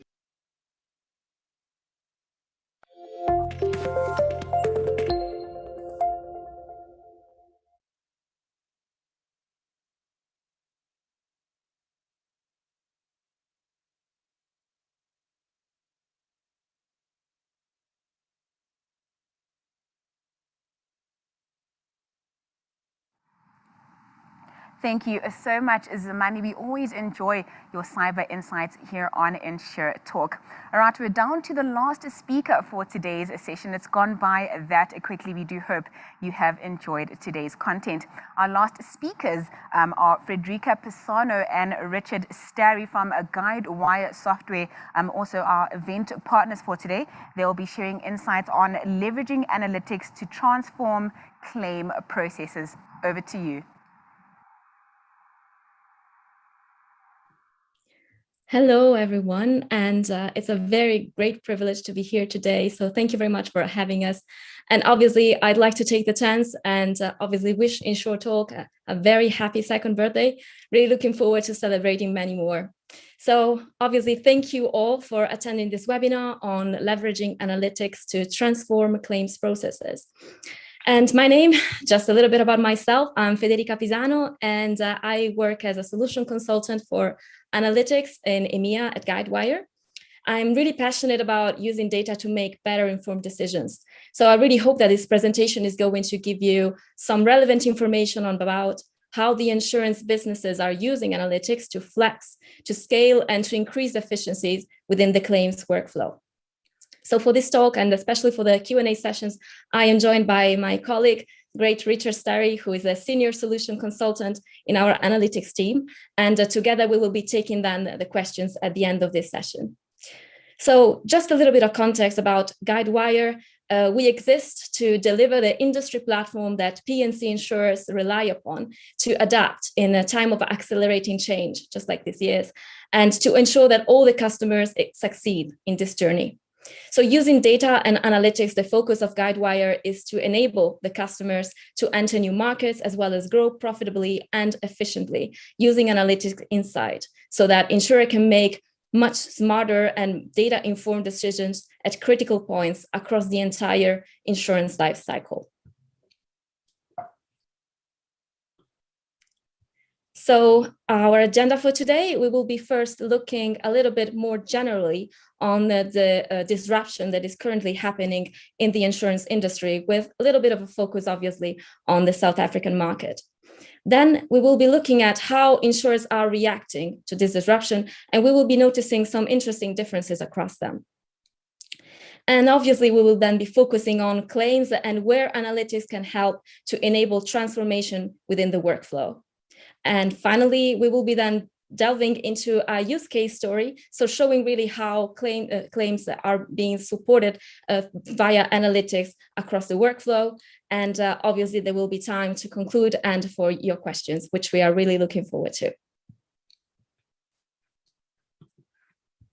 So obviously, I'm not saying anything new when I say that in many other sectors, and obviously this is common for the insurance industries, there is a state of profound disruption. And there are many factors that are causing this disruption and creating challenges for insurance. And we see them actually tackling them with a lot of innovation and creativity. So if we look at South Africa and if we look at our experience that we've shared with our clients, we can see that many of the challenges faced in South Africa are actually shared by other European counterparts.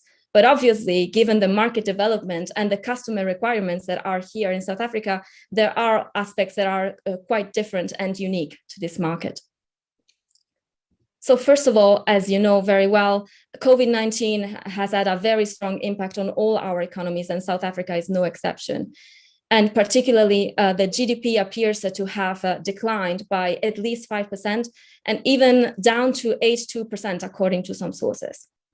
So this has obviously resulted in decrease in spendable income and has exacerbated the need for more affordable products so that accessibility is there for both individual, personal, and particularly for business, and even more particularly for new businesses. And especially when we look at South Africa, we know that short-term insurance was already an established product format before the pandemic. And obviously the new behaviors that have emerged have continuously transformed the demand within the market. So for instance, remote working as well as reduced commuting have created a more interest, for instance, in home, as well as in even better tailored auto coverage, both for private owners and obviously also for professional drivers such as Uber drivers. And the need for these improvements in insurance products shows also in the protection gap, especially for auto, where 1 in 3 cars on South African roads is actually uninsured. Other elements that are causing disruption include social unrest, which has considerably increased in 2021 with the tragic and severe events that you are all aware of in last July, causing hundreds of deaths and damages in property and businesses. Just to use some numbers, over 200 shopping malls were targeted and approximately 1,800 retail stores were impacted. So this amounts for at least 50 billion rand, which is equivalent of $3.3 billion of economic damage. And for insurers, obviously, it has resulted in a very steep and sudden rise in claims. The last few years have also seen a higher frequency in weather-related events, such as the droughts, and unfortunately, over these last days, or also in floods in the KwaZulu-Natal, which are showing that, like in European countries, like for instance, in the UK, where I personally am based, this trend is unfortunately on the rise. So all these developments are, and obviously the need for insurance because of these developments, are showing that there is more customer awareness when it comes to product choices, and there is more need for better understanding about their coverage.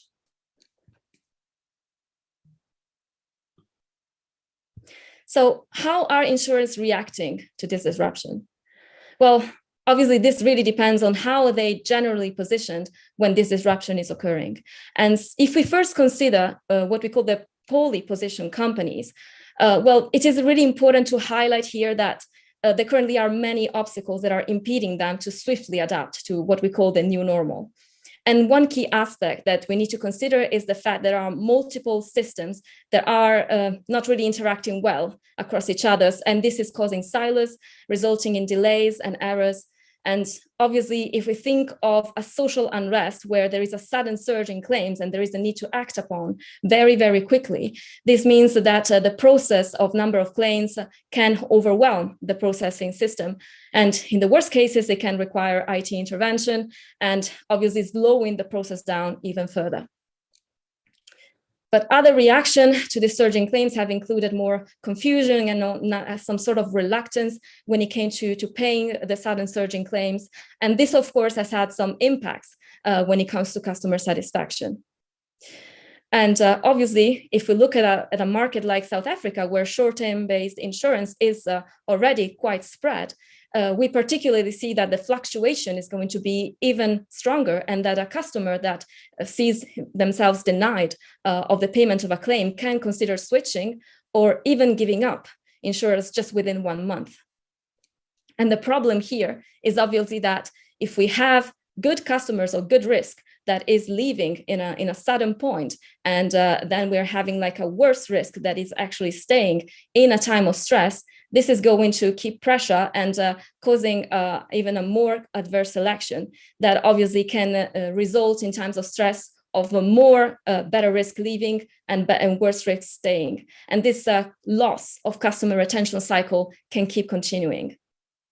Also because if we consider that the insurer at some point is going to need to rise the premium, that obviously is going to be perceived as an injustice by the customers who are better risk.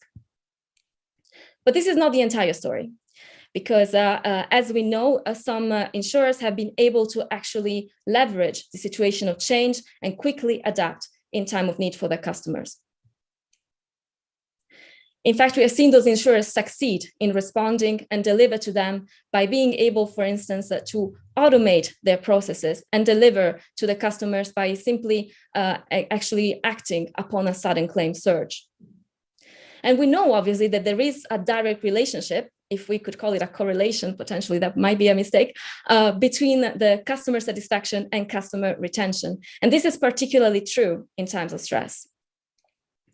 And moreover, these insurers have also been able to understand the customer's need for innovation in the product offering, so that they also have developed new ranges, for instance, of usage-based insurance, and having in general a more tailored approach when it comes to coverage and pricing. So if we now look at how these insurers have been responded to the change, we can identify a very important difference. Because those insurers were able to leverage data and analytics, were also able to make much better, much data-driven, informed decisions. So reacting quickly as well, and flexing and scaling their efforts. And again, on a positive note, we're seeing this positive transformation continue. Some of our clients that are investing up to 50% of their digital budgets in artificial intelligence and data analytics over the next 3 years.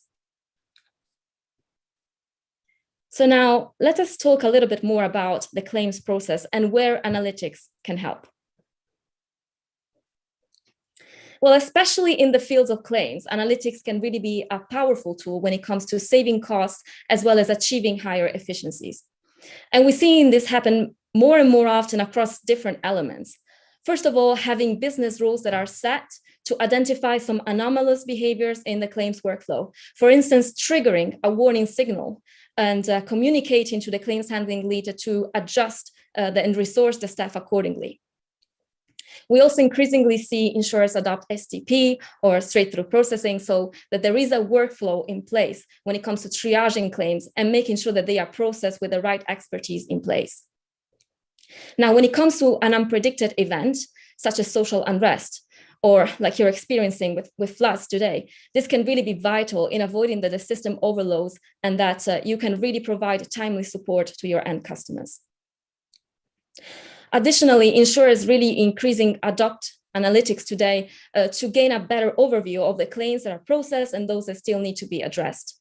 But also the business rule can be set so that they can identify some clusters of claims behavior that look suspicious so that they can detect much more easily where there is higher litigation risk and potential fraud cases. Also, very, very importantly, data and analytics can help leverage the connections between policy and claims, which is a major problem of lack of integration that we mentioned before. And this would be addressing the silos that are there. So for instance, with machine learning, a risk scoring at policy can be informed by the claims as well, so that there is information that refine the pricing at policy renewal. And by identifying those customers that we mentioned before that are at risk at volatility, analytics can help providing the recommendation so that more suitable products can be identified for those customers in the future. So what exactly does this mean for an insurer in the claims journey? And how can they leverage analytics in an unpredicted event? So to explain this, I would like us to look at one particular case, which is the claim surge occurred during the social unrest in South Africa in July 2021. And we will be looking at this event from the perspective of Johannes on the left, who owns a household appliance store at the Jabulani Mall in Soweto, and Maria on the right, who manages the claims handling team at a local mid-side insurer. So Johannes is a customer of Maria's employer, as well as of Sasria, which you know very well, the state-owned company providing coverage to damage to property caused by special risk, which includes social unrest and looting. So to recap the situation, in July 2021, like many of his peers, Johannes' store is looted by a group of individuals who rob him of many appliances and damage 3 fridges in the attempt of taking them away. So what happens? Johannes obviously files a claim to their insurers on the very same day, as many of other shop owners do. On the other end, Maria receives a warning signal that there are multiple claims occurring. So she looks at the claim dashboard and it shows a surge in claims in real time. So she can see that some of them are lower amounts and others are actually higher amounts. And this is where actually automated decisioning comes in, because using business rule, analytics is going to classify the claims based on their severity.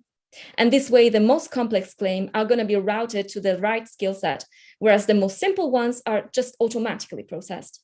And for those claims where the details are missing or amounts do not look quite right, then a message is going to be triggered, which is going to say that it requires further investigation. And also the claims at risk of litigation, which we mentioned before, are going to be flagged. So by using analytics, not all claims need to be read from top to bottom, because where activities are recognized, they can already be processed. And so no initial research and valuation is needed for those cases, because analytics is going to provide a clear prioritization of the claims as they come in, and making it possible for insurers to understand the claims in detail from a very quick look, just not replacing manual intervention, obviously, but just making it much more effective. And in fact, because Johannes' claim is more severe than other claims, it is reviewed, routed first, and reviewed by Darius, who is an experienced adjuster in Maria's team.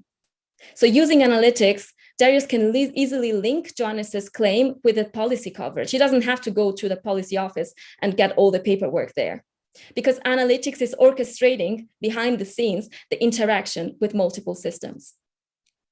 So with analytics, is saving a lot of time and can focus on making the decision right in the moment. So what happens then? Darius reaches out to Johannes and finds out he has a policy with Sasria as well. Not only that, on a deeper analysis, he also identifies that the mall seems to be covered by looting insurance as well. So there may be opportunities for third-party recovery. But he will address it later, because for now it is more important to actually help his customers. So he approves the payment of the claim. And the claim from Johannes is then reviewed and confirmed by Maria, which enables Johannes to recover from the loss and get back to his business. Because their claim has been handled so smoothly, Johannes has confidence in their insurance, and he will be keeping the insurance coverage and share his experience with the peers. But the story does not quite end here, because cross-department communication that we mentioned before between claims and policy has been increased. So across the policy lifecycle, it will be easier for the underwriters to identify which products might be actually better for Johannes in the future.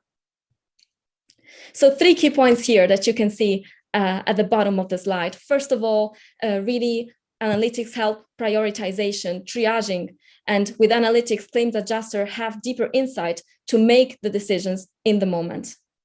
And this is particularly important when it is really urgent to act and there are a lot of claims coming and people needing help. Second one, optimization, which means an end-to-end of the claim journey using analytics as an orchestration layer. So the claim goes to the right person, key information is already available, and it's so much easier to make a decision to process and pay the claim. And thirdly, very importantly, business empowerment, because each individual in the business is going to have much more meaningful insight to make a decision quicker and react much smarter. So the reliance on IT is going to be much less. So actually the business is going to be able to react to urgent trends, such as a social unrest, such as a flood, to actually do that at much more speed and efficacy and help customers in times of need. So far, we've been talking about obviously being effective and saving costs, and that's definitely where analytics is going to help. But, and we've already touched upon it a little bit, but I think it's very important to underline that analytics is not just about efficiency, it's also about improving the human experience, both for customers and employees. It does so because through the efficiency and the improved workflow, analytics gives claims adjuster the possibility to make decisions in the moment, to avoid all the paperwork that is not really part of their job, and really focus on what they do best. It gives more transparency because the decisions are backed by data. And so it is a decision that is made and it can be trusted by everyone within the department.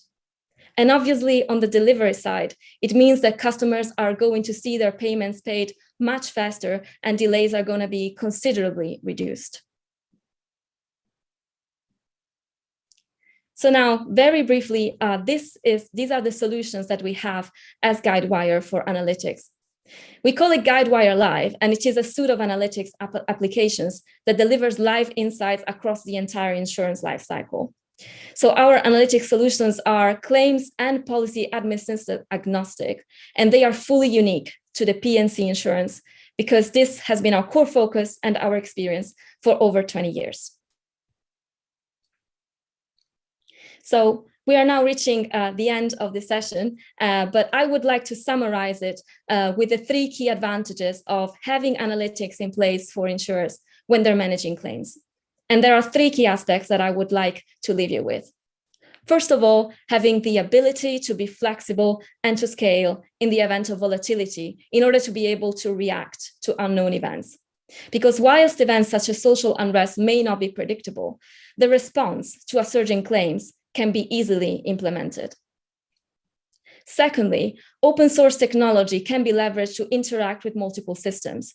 And regardless of whether you are a large or a small insurer, whether you are on a cloud or a self-managed system, analytics solution like Guidewire can really help you break those silos and connect to those different systems so that communication is enabled between multiple data sources. And finally, having both the functionality and the capability to support automation. And this implies processing claims much faster and a much higher efficiency when it comes to managing the resources, helping people focus on the real job and save cost, as well as obviously improving the experience for both claims handlers and end customers alike. And just one final element that is not on the slide, but that I feel is important to share, is that insurers who use analytics are going to be able to transform the data and turn their system of record into a system of influence, where the machine learning allows for more accurate predictions and enables to make much better informed decisions for the business. So we have now reached the end of this presentation, and I would really like to thank you for your attention so far. We will be now shortly opening the Q&A session, but in case you would like to reach to us by email, my email address is here, fpisano@guidewire.com. So thank you again, and Richard and I will be very happy to answer your questions.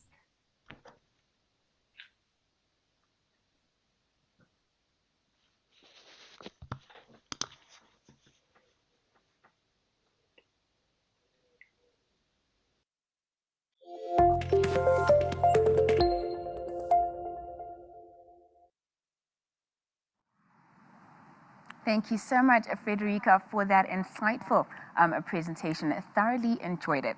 All right, as mentioned earlier on in the session, Global Choices has sponsored 3 500 Rand MasterCard vouchers in celebration of InsureTalk's second birthday. The winners have been selected from the birthday videos you would have seen earlier on in the session. All right, the lucky winners are, drumroll please, Nikki Alexander from Infinity Insurance Brokers, Charmaine Britt from PSG, and Johannet Heiser from Mainet.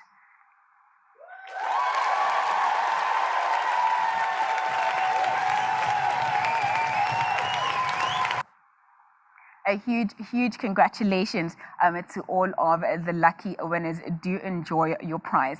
And just like that, we have reached the end of our session. It has been an absolutely a fabulous birthday edition. A huge thank you once again to all of our sponsors, Global Choices coming in as our headline sponsor today. A huge thank you to you, as well as our event partners, Guidewire Software, the IISA, as well as a Cover. A huge thank you to all of our speakers for availing yourselves to share your insights with us today. We do appreciate it.